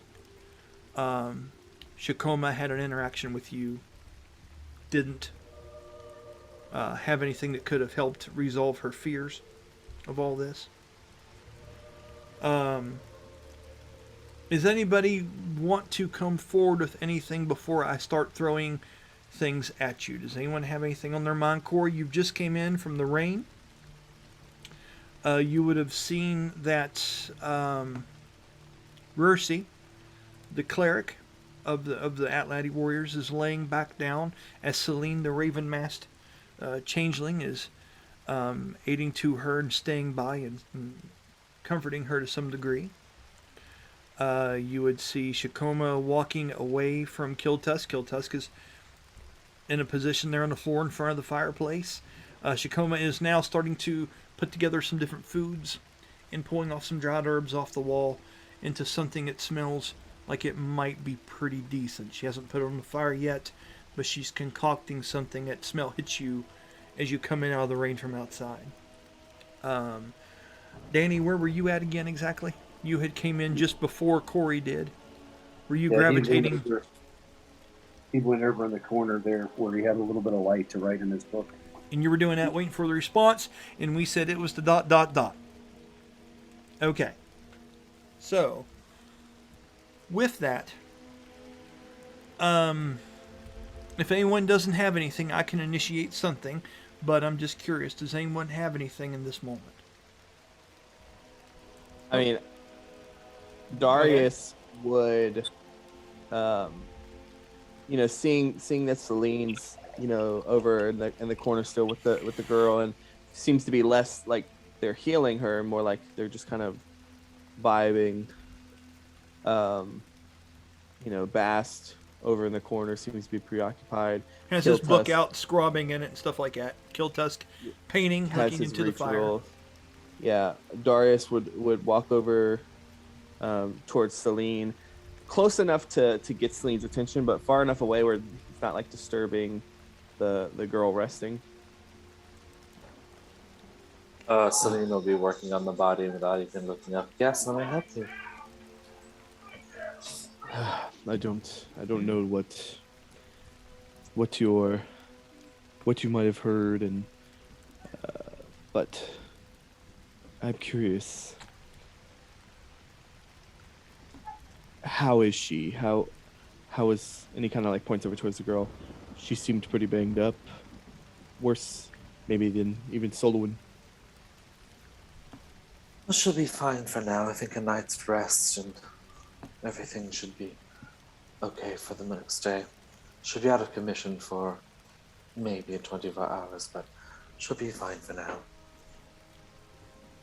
It seems to me that the leader, and he kind of points over at, what's the chick's name? Shakoma. Shakoma, yeah. Shakoma. Shakoma. That she has some quite fears of losing what seems to be the last of her people. I think that Bast and Valdera have made it clear that the actions that we must take would be dangerous. I wonder if maybe you could persuade her to an extent. Let her know that you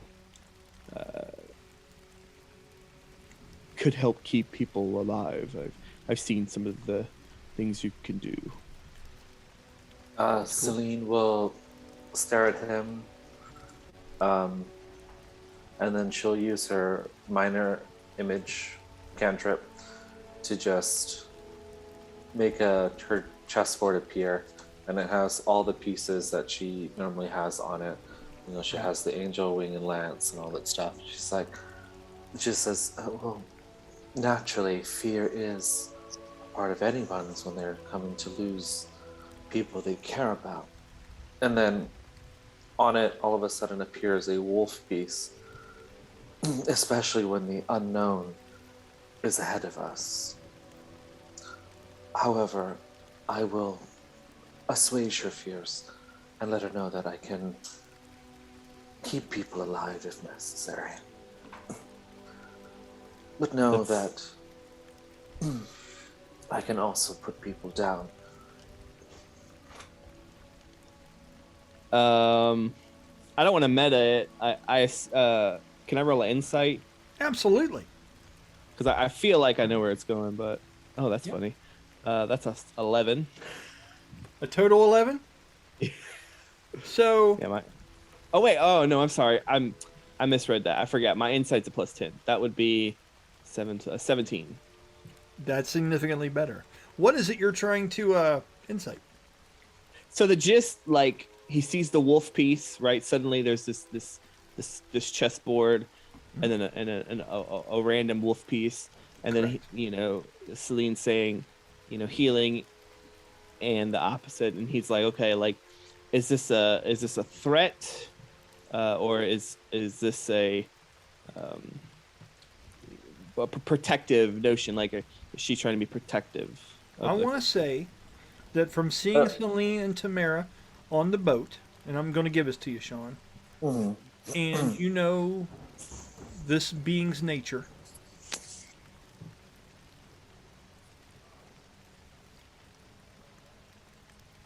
Sean, I have a thought as to how this might come across, but why don't you go ahead and say you can give a pretty accurate just from a 17.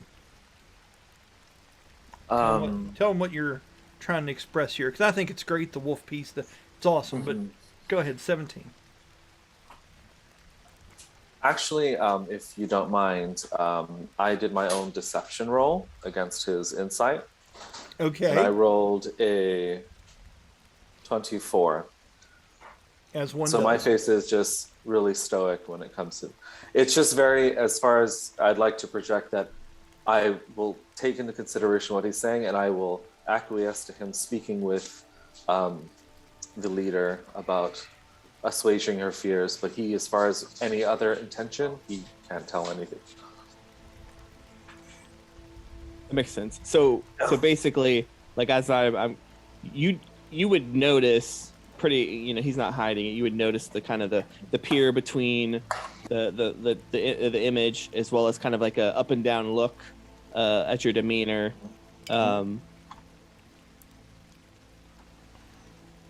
I think that would be very beneficial, because either way, whatever choice that she decides, each has its own danger, its own peril, and its own reward. However, the option that Bast and Valdera have laid out seems to be, well, what would be in our best interest as well. And while I'm not going to put anyone else's life in danger, again, I must continue the journey that I've been set on. This is yet another hurdle. We all have hurdles to face, and we are all on this journey together. Stoic as ever. So true. Very wise words. I will let you be to your... And he kind of points at the image and walks away. This is one of the first interactions you've really had, where it's just a one-on-one kind of conversation, Celine, that I can remember between you and Darius. So just, explore the thoughts, and the space about how she feels about this being, the circumstances in which Darius was brought to us. Celine, sometimes in her ignorance, goes out of her way to be helpful and throws herself in a situation and reached out a hand to him. It's curious. You know what I mean? Maybe he's starting to be sold on this thing a little bit. It's hard to tell. With that, Isadora looks and makes a few sounds and flies over and lands outside the door, or along the edge of the door. I'll say there's maybe some racks. I said there was some taxidermied creatures in here. She lands somewhere close to something like that. Maybe there's the 3 horns of a triceratops that are used as some kind of awesome Atlati coat rack that are on the wall, and she lands on something like that and squawks and looks as if she wants to be let outside. Roll a perception check for me, Sean, with advantage. Bass, this would also snap your attention over to, as you would see Isadora, and usually this bird knows when things are going on. Tell me what you both roll for your perception checks. 8. Okay. And you are muted, sir. Sean? I have an 18. Okay, that'll work. That was with advantage, correct? Mm-hmm. Okay. You notice that the axe beak, Danny, doesn't move because of its injured state, but the large toucan-like prehistoric bird on the sleeping cleric also seems to look over towards the door. And Kiltusk, you would hear Loki kind of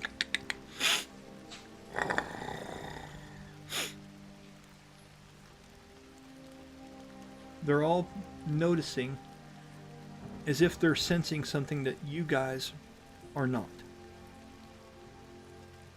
Sean, I'll let you act first. What is it you're doing in this moment? I will direct Isadora to find an open window and head out, and then I will go into meditative state and peer through her eyes and Okay. her ears. As you open up the door, that smell of chlorine, that rain comes wafting in. The smell of the food escapes outside to a degree. As Isadora takes into the air, you can feel a little bit of the chill on your actual shoulders as you get a little bit of a shiver as her wings expand and she heads up into the fog-ridden, heavy excess outside. I did want to mention that Valdera has been sitting in council and speaking with the Scion and Baraxel. So in case anyone's worrying about that, Valdera and he seem to be speaking about this.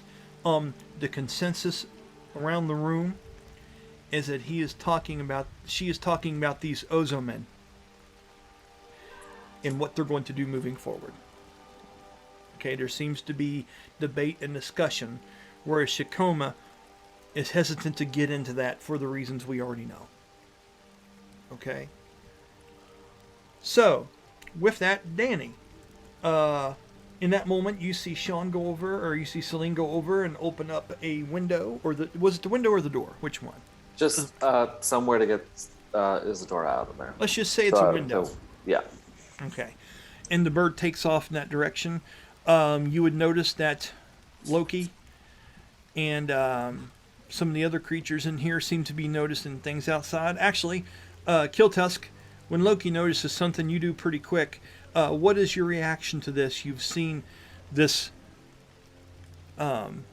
female changeling-like character release her beast out the window. What is it that you're doing in this moment?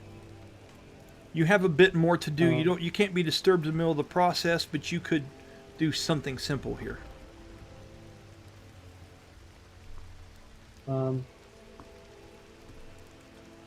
I guess I'll like. I don't know. Well, I'll give you a minute to think about it. Danny, what are you doing?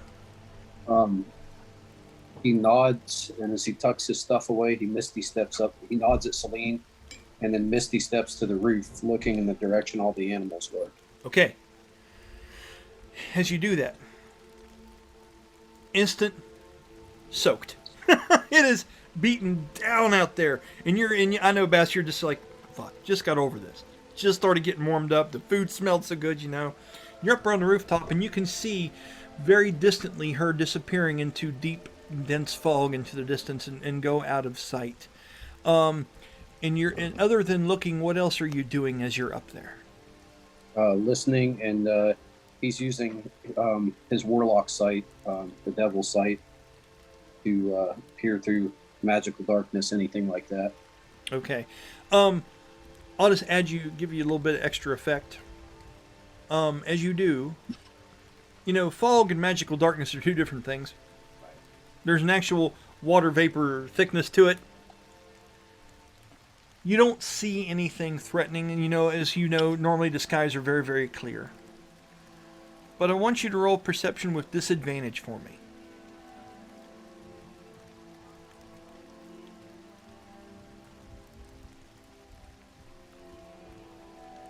$14.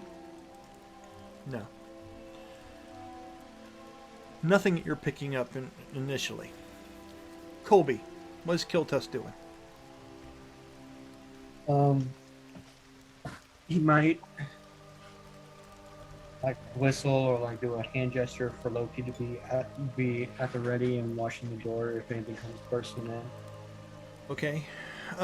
Loki goes to get up and struggles for just a minute because the axe beak seems to be laying partially on him. The two animals seem to be curled up in the corner to a degree, but Loki does make its way up as the axe beak shuffles and shakes just a little bit and tries to raise its wing to cover itself a little bit more. It's now starting to dry and the feathers are fluffing out more and more on this creature. Loki, with the click of the claws going across the floor, walks across it and looks out the window that Sean had opened and sniffs a couple times and looks out, and as that happens, it kind of goes over hurriedly and pushes its head against the door and rubs its head sideways. You can hear the rough scales that go over top of the eyebrow of Loki trying to rub the door that the creature once let out. In that moment, Valdera notices and walks across the creature and opens up the door, and Loki takes off out about 15-20 foot off the porch into the rain, into the mud. It's splashing, and looks up. At that moment, in the distance, you would hear the heavy hoofsteps of Rowdy. Also, Sean, I want you to roll me a check to see if you can hear the things that Isadora hears.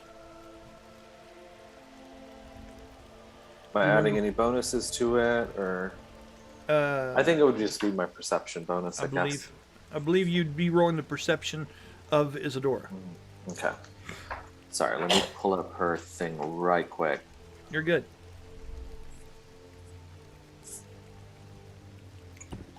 Here we go. Let's pull out a bonus. Baraxel walks over toward the door too and starts standing and goes out into the front porch. Everyone seems to be hanging to the front porch. So wisdom will give me that's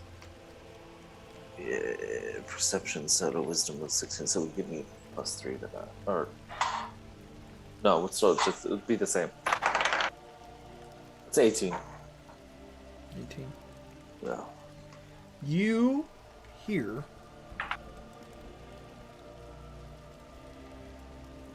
nothing at first, and then something very distant that seems to be growing.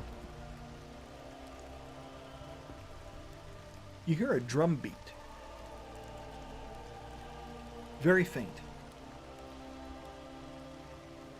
And then as you're focused in Isidore, and you can feel the actual wind underneath her wings as you're sitting in there, trancing out and communing with this creature.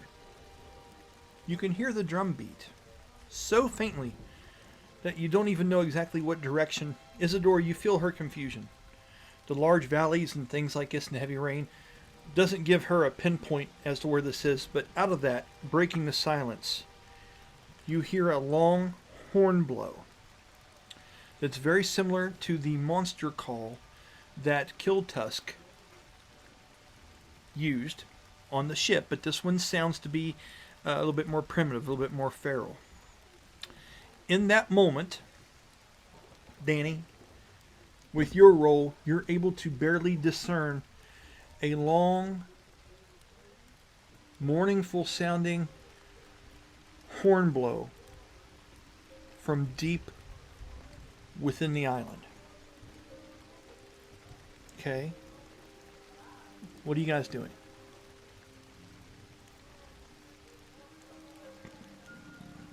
Celine will snap back to the hunting lodge and just let everyone know that she hears drum beating and she hears a monster call Okay. somewhere out in the forest. Kiltusk, this gives you alarm. I'm going to. Can I do an insight check? Sure, for what? Because once upon a time, Brahmas was in trouble, and I hit him with that radiant healing, and I brought him back. And I'm wondering if he thinks that would be a possibility of, waking Go ahead. Brahmas up. I would do an Arcana. Okay. That is a 14 plus Arcana. And 24. 24, you think there's a chance that something like that would work and be able to communicate with Brahmas, but you're not sure exactly how deep into this he is. I mean, he was out there in the middle of this rain. There's a chance, but you're not sure. Because he doesn't know about the inside with the barrier and stuff. Right. They've never talked about that. So, Exactly. he drops down and he's going to try that and add. He's going to try something crazy and see if he can add the radiant energy from a. He's just because he has a spell that has radiant energy with guiding bolt, so or sacred flame. So he'll use those and try to throw some radiant energy into Brahmas, but from a touch. Okay. So as you're preparing that, Kiltusk, this is enough to kind of disturb what you're doing. Now, I'll let you take up and finish this at some other time if you need. I'll say you've got at least one spell on you. I'll let you choose what that is as we move forward, and you have the other two to complete still. What are you doing in this moment? Loki seems to be pretty antsy. Sean has said that he can sense through Celine has said that she can sense through Isidore that there are distant drums and things in the winds. I want you to roll a history check for me. Okay.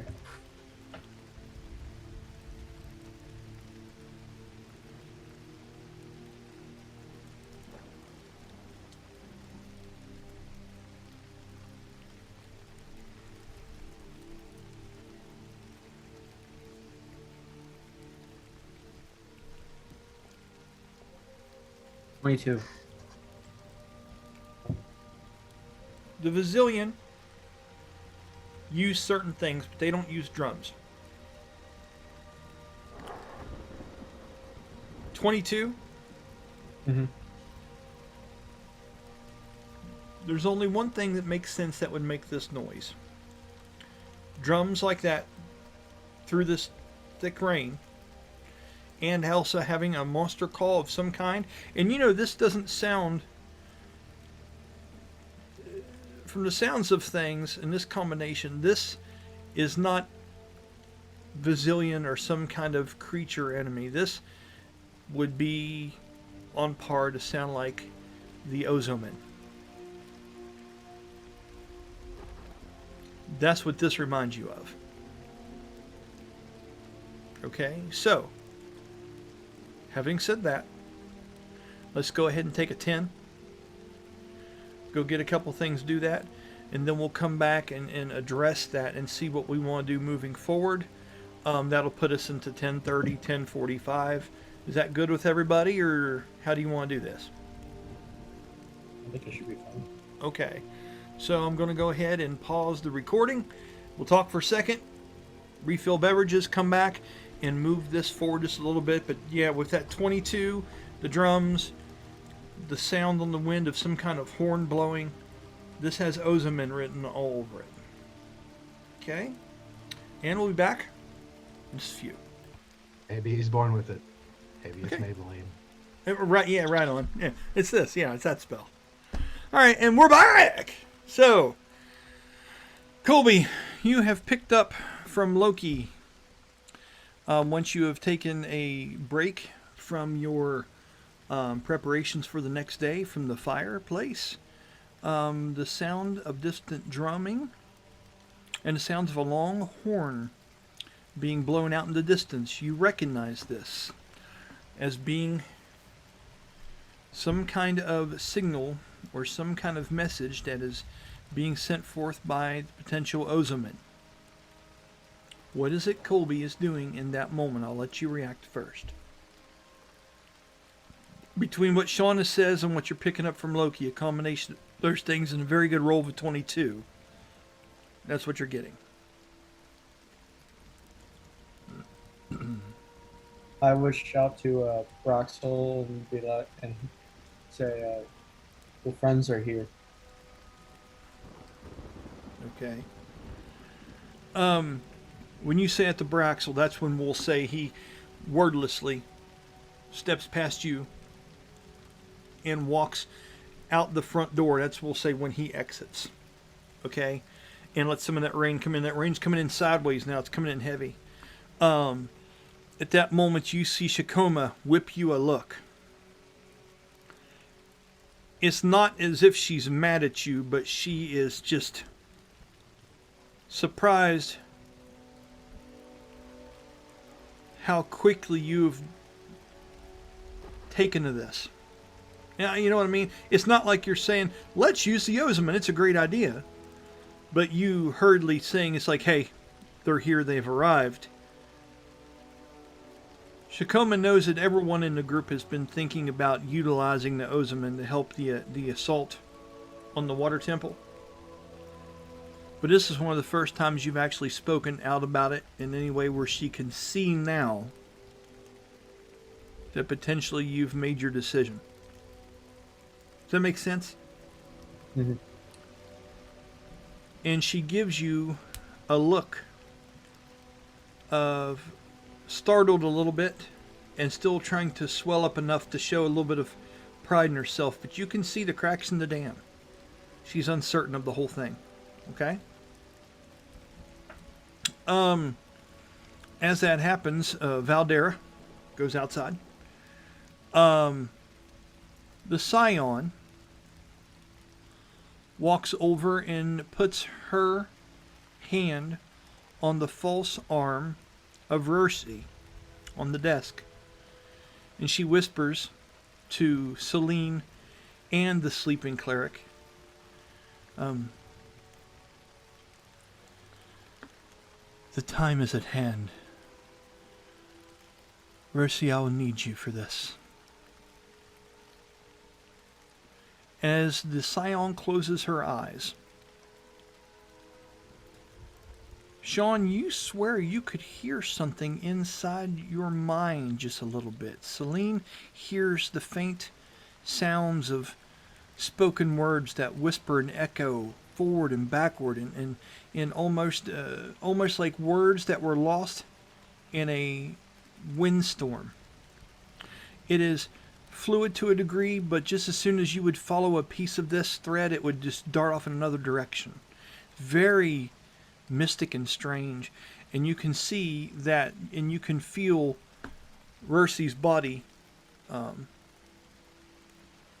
to life, practically awaken as her eyes open, and she immediately goes to push herself up. The bird leaps off of her shoulder, walks down her arm, and stays onto the table and looks at her and bobs up and down and makes excited sounds as she begins to push her way up from the table, clearly not feeling it, but knowing that she has a duty. What is Celine doing in this moment? Celine will just simply observe and take a step back. She doesn't want to interfere with anything right now. Okay. Danny, where did you go after you were sensing these things up on the roof? Did you go anywhere else after that? Where are you Misty stepping to? What are you doing? He had dropped down, was trying to see if he could rouse Brahms, because he doesn't know what it is. right. He just heard drums. That's So right. that sounds like a lot of stuff. Okay. So, your old Arcana check, you thought maybe. Okay. We're going to get to that in just a minute. Okay. Roll me a 1d10 for rain, Jeremy. Let's know where we're at.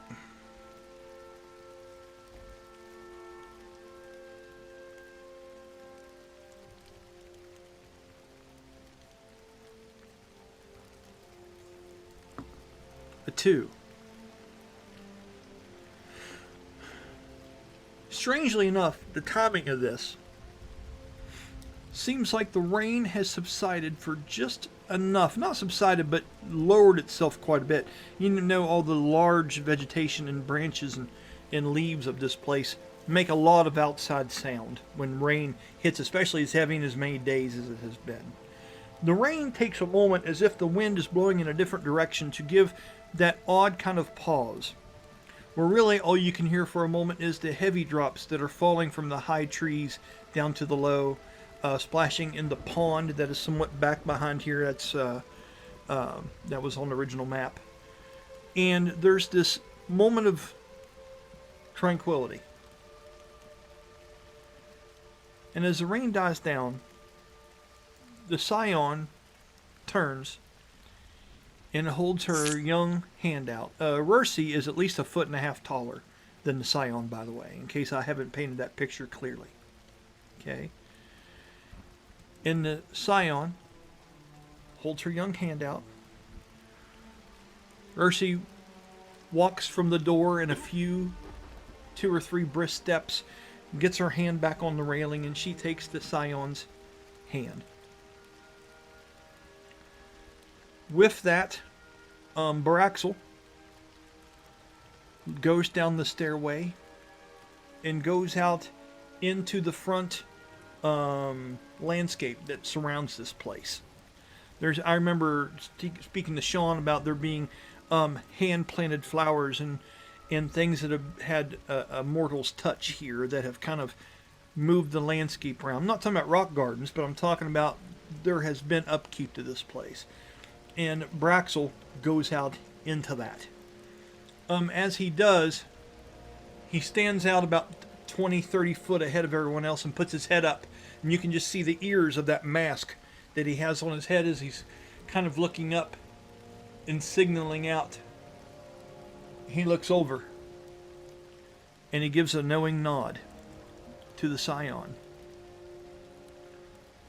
And then something pretty fantastic looking happens.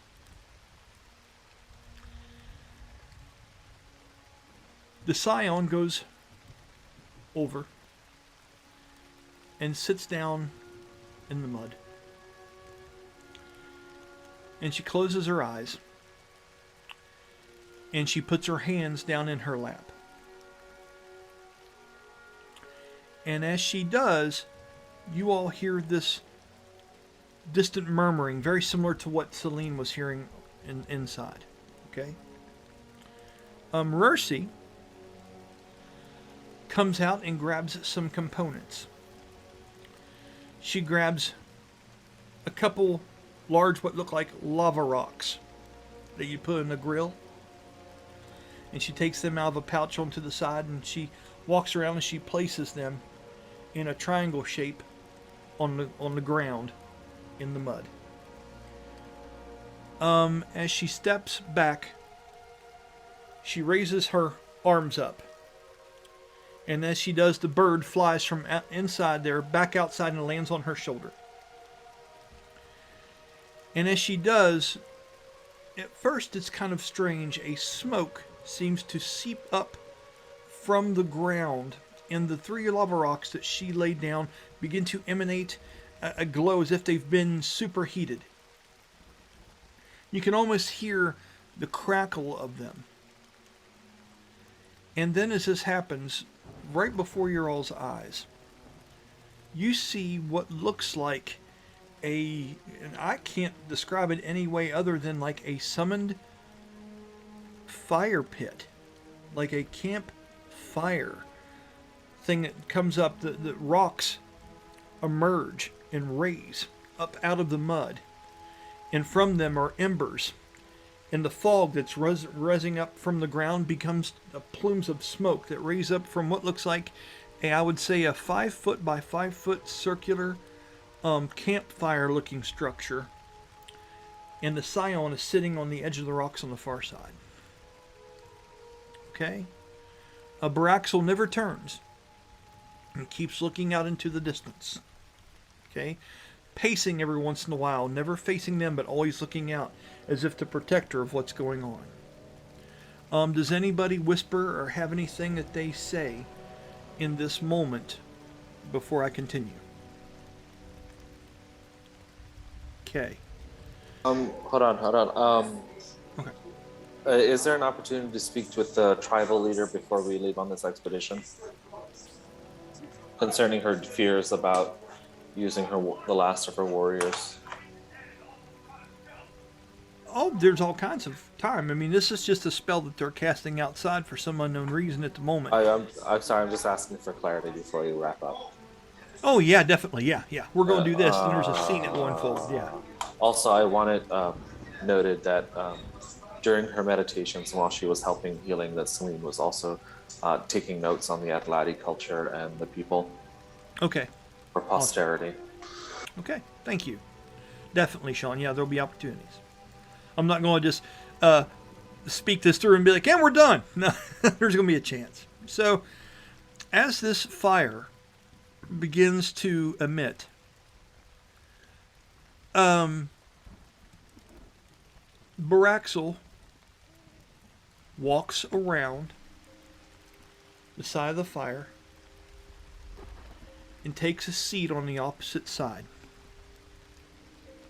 Takes the bone war claws off that he wears on his arms, and he sits them down ceremoniously on the ground where they're leaning against the big stones, almost as if you're wanting to heat like your shoes if they were wet or something of that nature.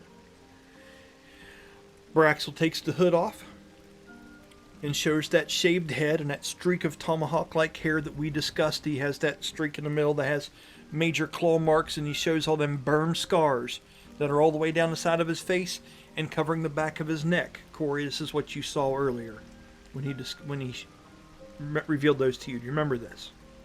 Mm-hmm. He looks like Freddy Krueger messed up along that side and all around the back of him and stuff in the wide muscular shoulders. For those of you that weren't here last time, I described him as looking, if you ever watched the original movie Predator, there was the Native American looking one that was in there. He died early on. He was the one that fought Predator on that large tree. That's what Baraxel looks like if he were to be played by a character. Is that large character from Predator, that native looking one. Okay, as he sits there, he looks across and he looks through the phantasmal flames that are coming up through this. And these flames are equal parts red and they are equal parts gray, almost of shadow material. As they reach up and emerge, sometimes slowly seeping out and sometimes flickering faster than they should, almost as if they're outside of time. Baraxel takes a deep breath and blows in that direction. And as the smoke billows and the flames seem to separate almost like a serpent's tongue would, the Scion's eyes open on the other side. They are completely whited over and are emitting a very low glow. Baraxel says in that deep, barbaric kind of voice that he has. He goes, "We've heard your call. Are you in danger? Have things changed since we've spoke? What is it that you need?"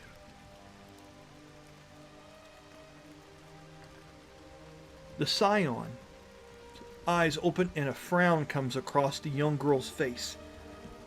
Her lip seems to arch. She opens up her mouth as if she's biting into the air. There's nothing there. She almost looks like she's possessed to some degree. It's very, very strange. And she says things that I mean, I don't know how to describe this. They're almost like, it's almost like Klingon. It's like very animalistic, like sounds like and she's saying these things. If you would, those watching, I would like for you to do a check to see if you can get what's happening here. If you want to say it can be Arcana, if you want to be History, if you want to be Insight, you tell me what you want to be, and as long as it makes sense, I'll let you roll it. You said this is to her casting the spell? Or this is to them talking to one another? This is them talking to one another through the parted flames of this phantasmal campfire. This is the Scion is taking on some kind of persona here. Mm-hmm. And Baraxel is speaking these words to the Scion. And this is happening between the two, this conversation. In a different language. Yes. The Scion seems to be speaking this very animalistic tone. It's very strange. I'd like to cast Comprehend Languages. Okay. That's what you're doing. Awesome. Sean, what is Celine doing? You have a check you'd like to roll, or do you have a spell you'd like to cast, or what would you like to do in this moment? Or do you just have an insight and an idea? Is there any particular thing I can use, or like any particular skill? Not Because unless you if I tell want, me. I want to use my insight. You can do that. Okay, so that's 23 total. That's very high. Good job. Colby, what would you like to roll in this instance?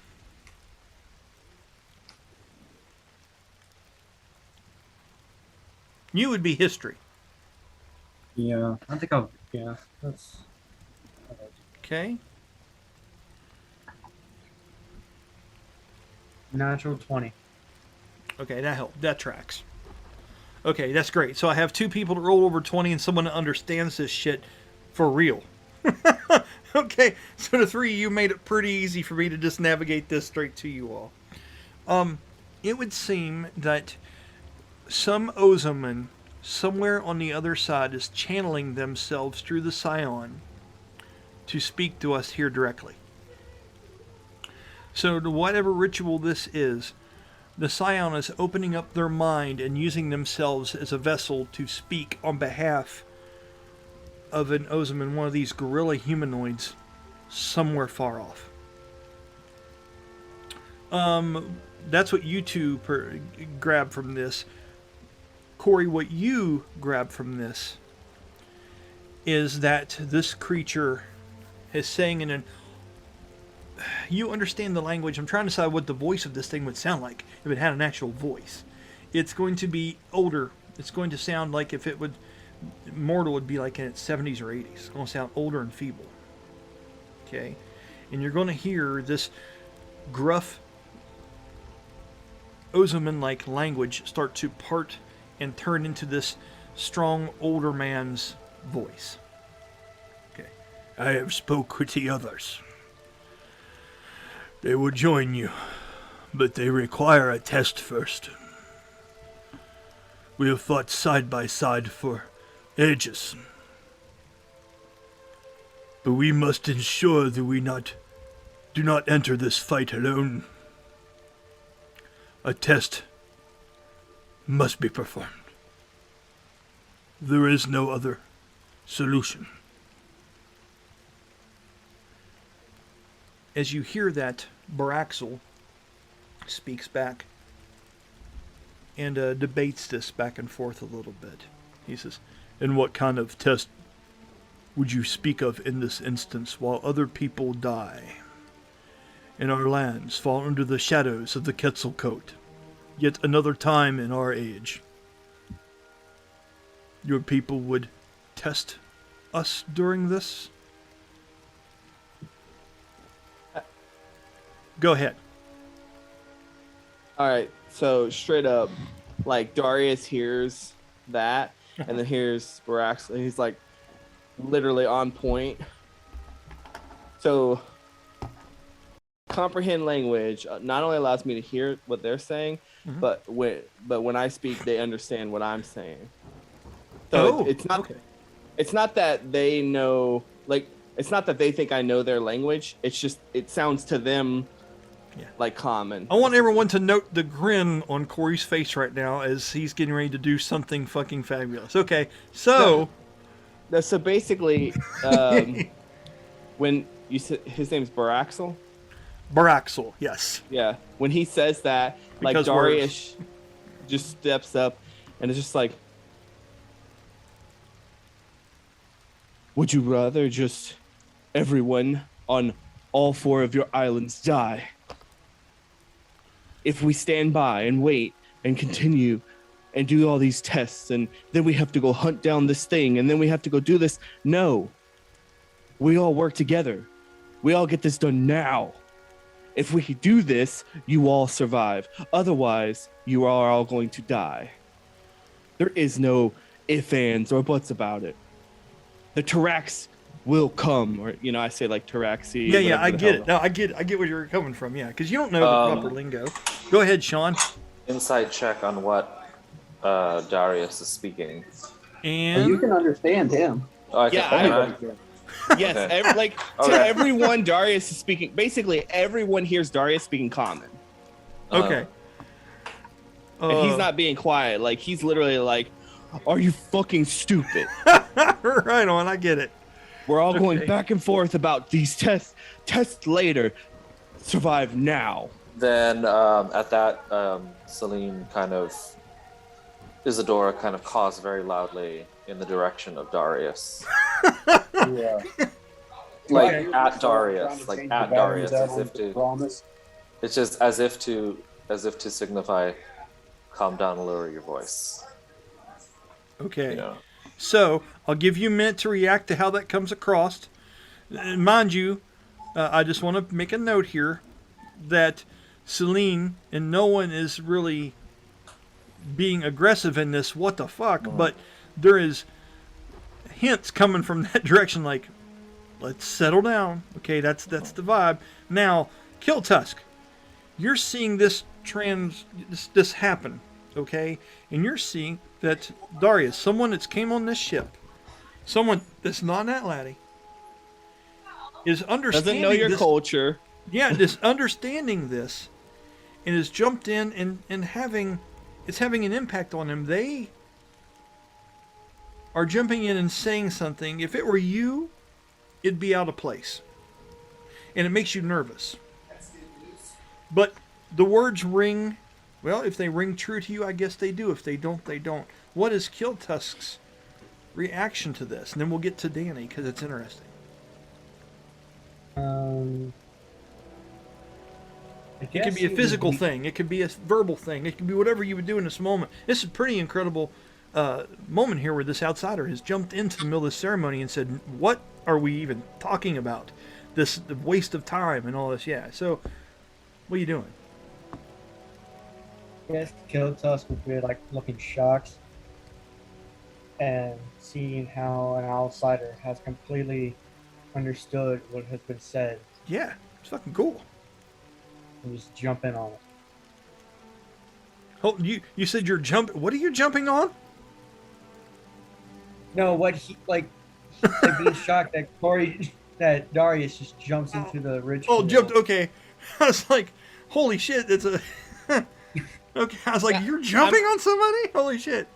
I'm Okay. curious, Colby. Like, so culturally speaking, right? Like, it's probably not normal, right? So would Kill Tusk be trying to do like Celine's doing? Like, it sounds like Celine through Isadora is trying to calm him down. Like, hey, this might not be the best way to go about this.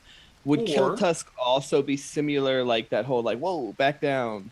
And I hear that side of it, right? But I also hear that you're also in awe of what's going on and impressed that he's understanding this. So are you like just wanting to see how this unfolds? Because you're giving me the physical reaction, but inside your head, are you wanting this to continue? Do you want it to stop? Do you want to see where it goes? Give me like some black and white. Yeah, knowing how even though knowing how neutral they are, Mhm. and how big of a part of this plan that they might be able to conjure up with these other men, Mm-hmm. might try to calm Darius down so he doesn't cause any trouble with the other men. Okay, give me a description of how you physically do that in the moment. You're Or even verbally do or you physically. say something. Yeah. Um, If you have a hard time with it, you can just roll a charisma for a performance. We'll make something up if you have a hard time. If not, go ahead with it. It's all you, bud. am I next to him? Sure. Do you why want to not? be? Yeah. Yeah. Like you were probably already up there because it's your people, and I was standing behind. But then I like walked up maybe next to you to throw my voice into the mix. He says, "Harumph!" I knew Dave would get a kick out of that one. So what are you doing? Yeah. I might give him a look to shut up, as I give him an elbow to the side. Okay. So Okay. I don't know if you would notice as you're staring across the fire into this Scion's face, but you sense Kiltusk stepping up in tension. Yeah, I can like so what I would envision is, Darius, he's not yelling, right? He's just being abrupt. No, He's you're being, intent. I get it. Yeah. You yeah, played it perfect. and- I get it.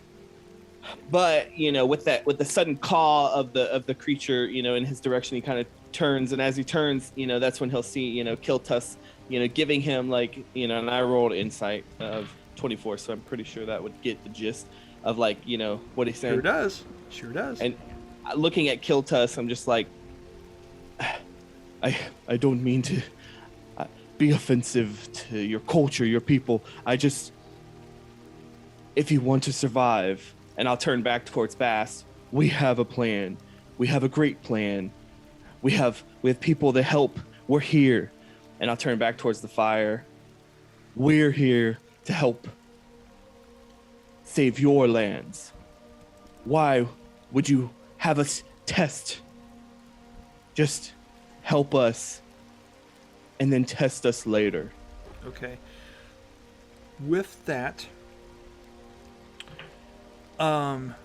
Rursi steps forward, and she would look at you, Corey, with a very plain expression on her face, and she would hold out her hand. High five. No. Please do. Please do. What are you doing in that moment? And this is arm, and she holds it kind of frailly. This is her right arm. And she extends a hand out to you. You don't know. Yeah, that's what I was going to say. Like, when she holds it out, I'd imagine he would just kind of, look at her. And so this one was the Scion? No, this one is Rursi. This is the one that was the cleric, the one that has the large bird on her shoulder all the time. It's the one that's laying on the table hurt. Yeah. And she holds out her hand, and she says to you in those drawn out words, she goes, I will let you join Baraxel in this. Let me show you. The Scion stares across at you in these white eyes, still in this character. This Ozoman spirit seems to be inside of it, and it's just she is looking at you through the parting flames. As Braxel just sits there and looks up over his shoulder at you, she's offering to put you into this circle. Okay, so clearly with have that, something to say in that. Yeah, with that and the hand out, I imagine he would kind of stop for a minute and look and kind of look back at everyone Mm-hmm. and just be like take her hand. Okay. As you do, she eases over that way and she steps closer to Braxel inside of this area. When she escorts you there, something incredible happens. You see yourself on the other side of this place.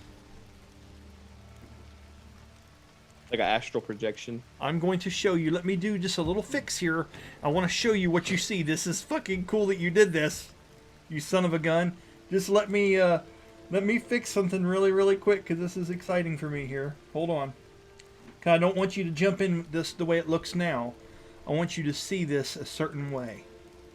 Out of character, I love how Celine's like 1 minute like, bro, I'll fucking kill you if I gotta kill you. The next minute's like, dude, calm down. Chill. Well, now, let's be fair. She never said she was going to murder anybody, sir. But okay, not but kill, I get yeah. what you're right. You're right. Let me do this. God, this is going to be cool. It's so neat that I have this set up to be able to kind of pull this off. Maybe.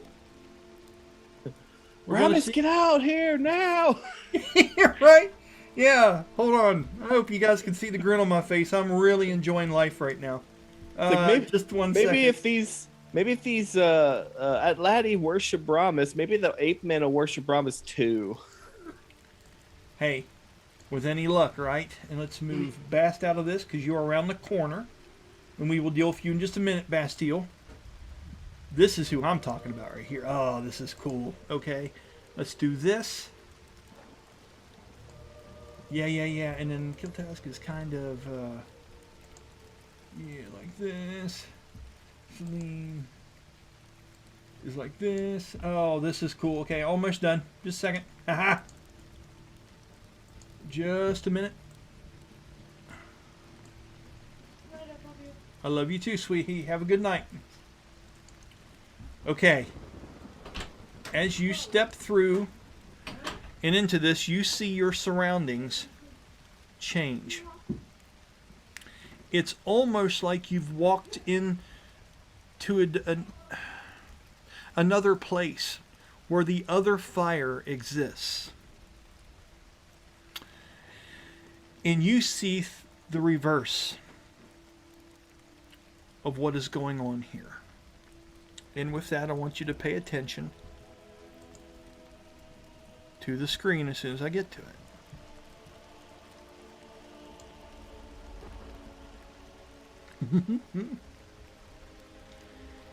As you've walked in to this spell circle that seems to be on the other side, you just see shadowy images of Kiltusk and Celine in the background, transparent as the heavy rain passes right through them where they are. You are up close to where this campfire was, which now looks like a blazing spell circle in front of you. And across from you, where the Scion once was, as you still stare into those eyes, you see a large, shaman-looking Ozoman staring right back at you. He has two other guards standing back behind him at his sides.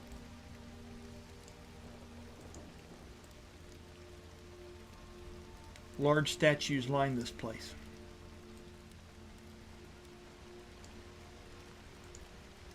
The clouds roll as the rain comes down.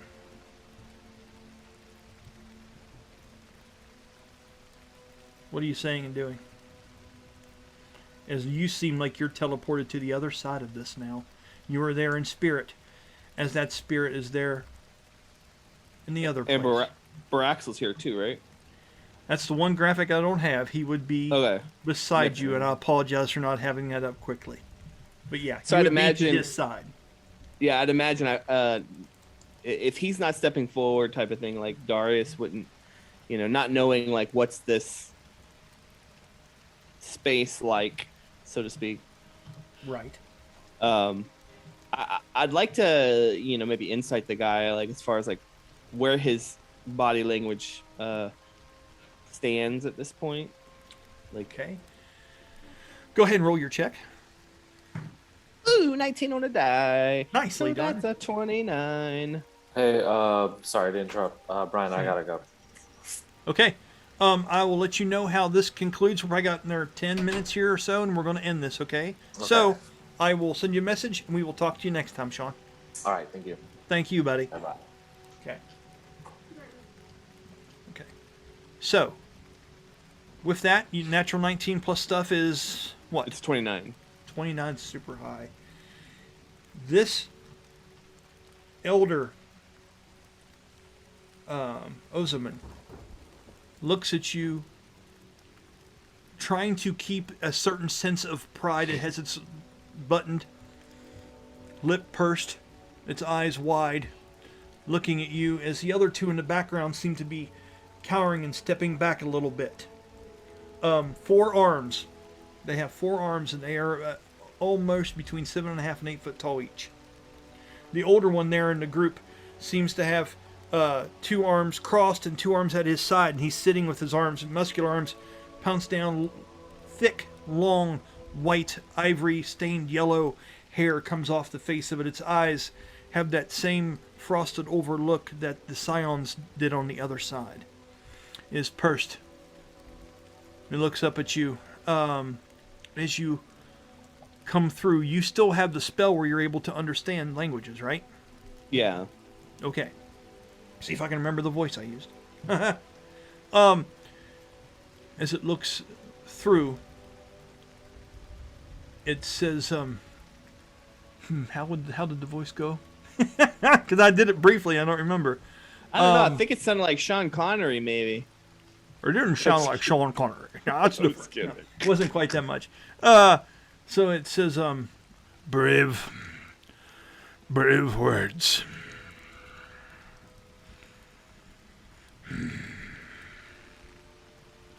And with that, you hear Braxel say,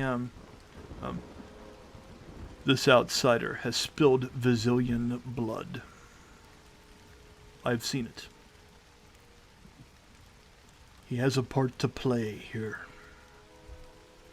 Your words are not mysteries to him. Speak of your test. What is it we have still to prove to you? As he says that to the aging shaman, Ozaman, it looks across, still breathing heavy. You can literally hear the air going in and out of its lungs. Very large, powerful creature. As it looks up to you, it says, how do I want to put this?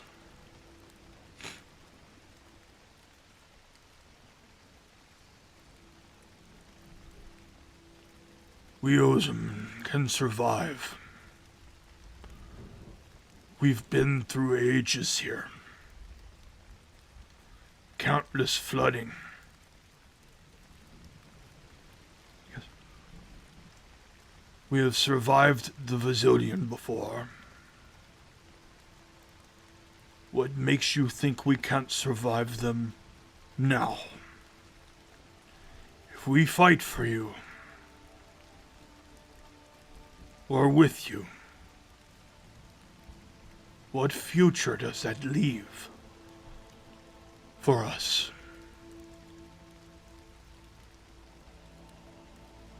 It's not the Vizillion that you have to worry about. I remember the name of the other one, right? The politician fuckers trying to, the cultists. Yes, I have it here. Let me look it up because I don't remember it. Yeah, it was like another V, right? Yes, it was another V word. Because there was the Vokilikon was the creature.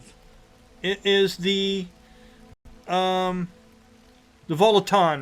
Volaton, yeah. home of the Terreskia and the Empire of Terreskia, bringers of the cleansing. Yeah. It's...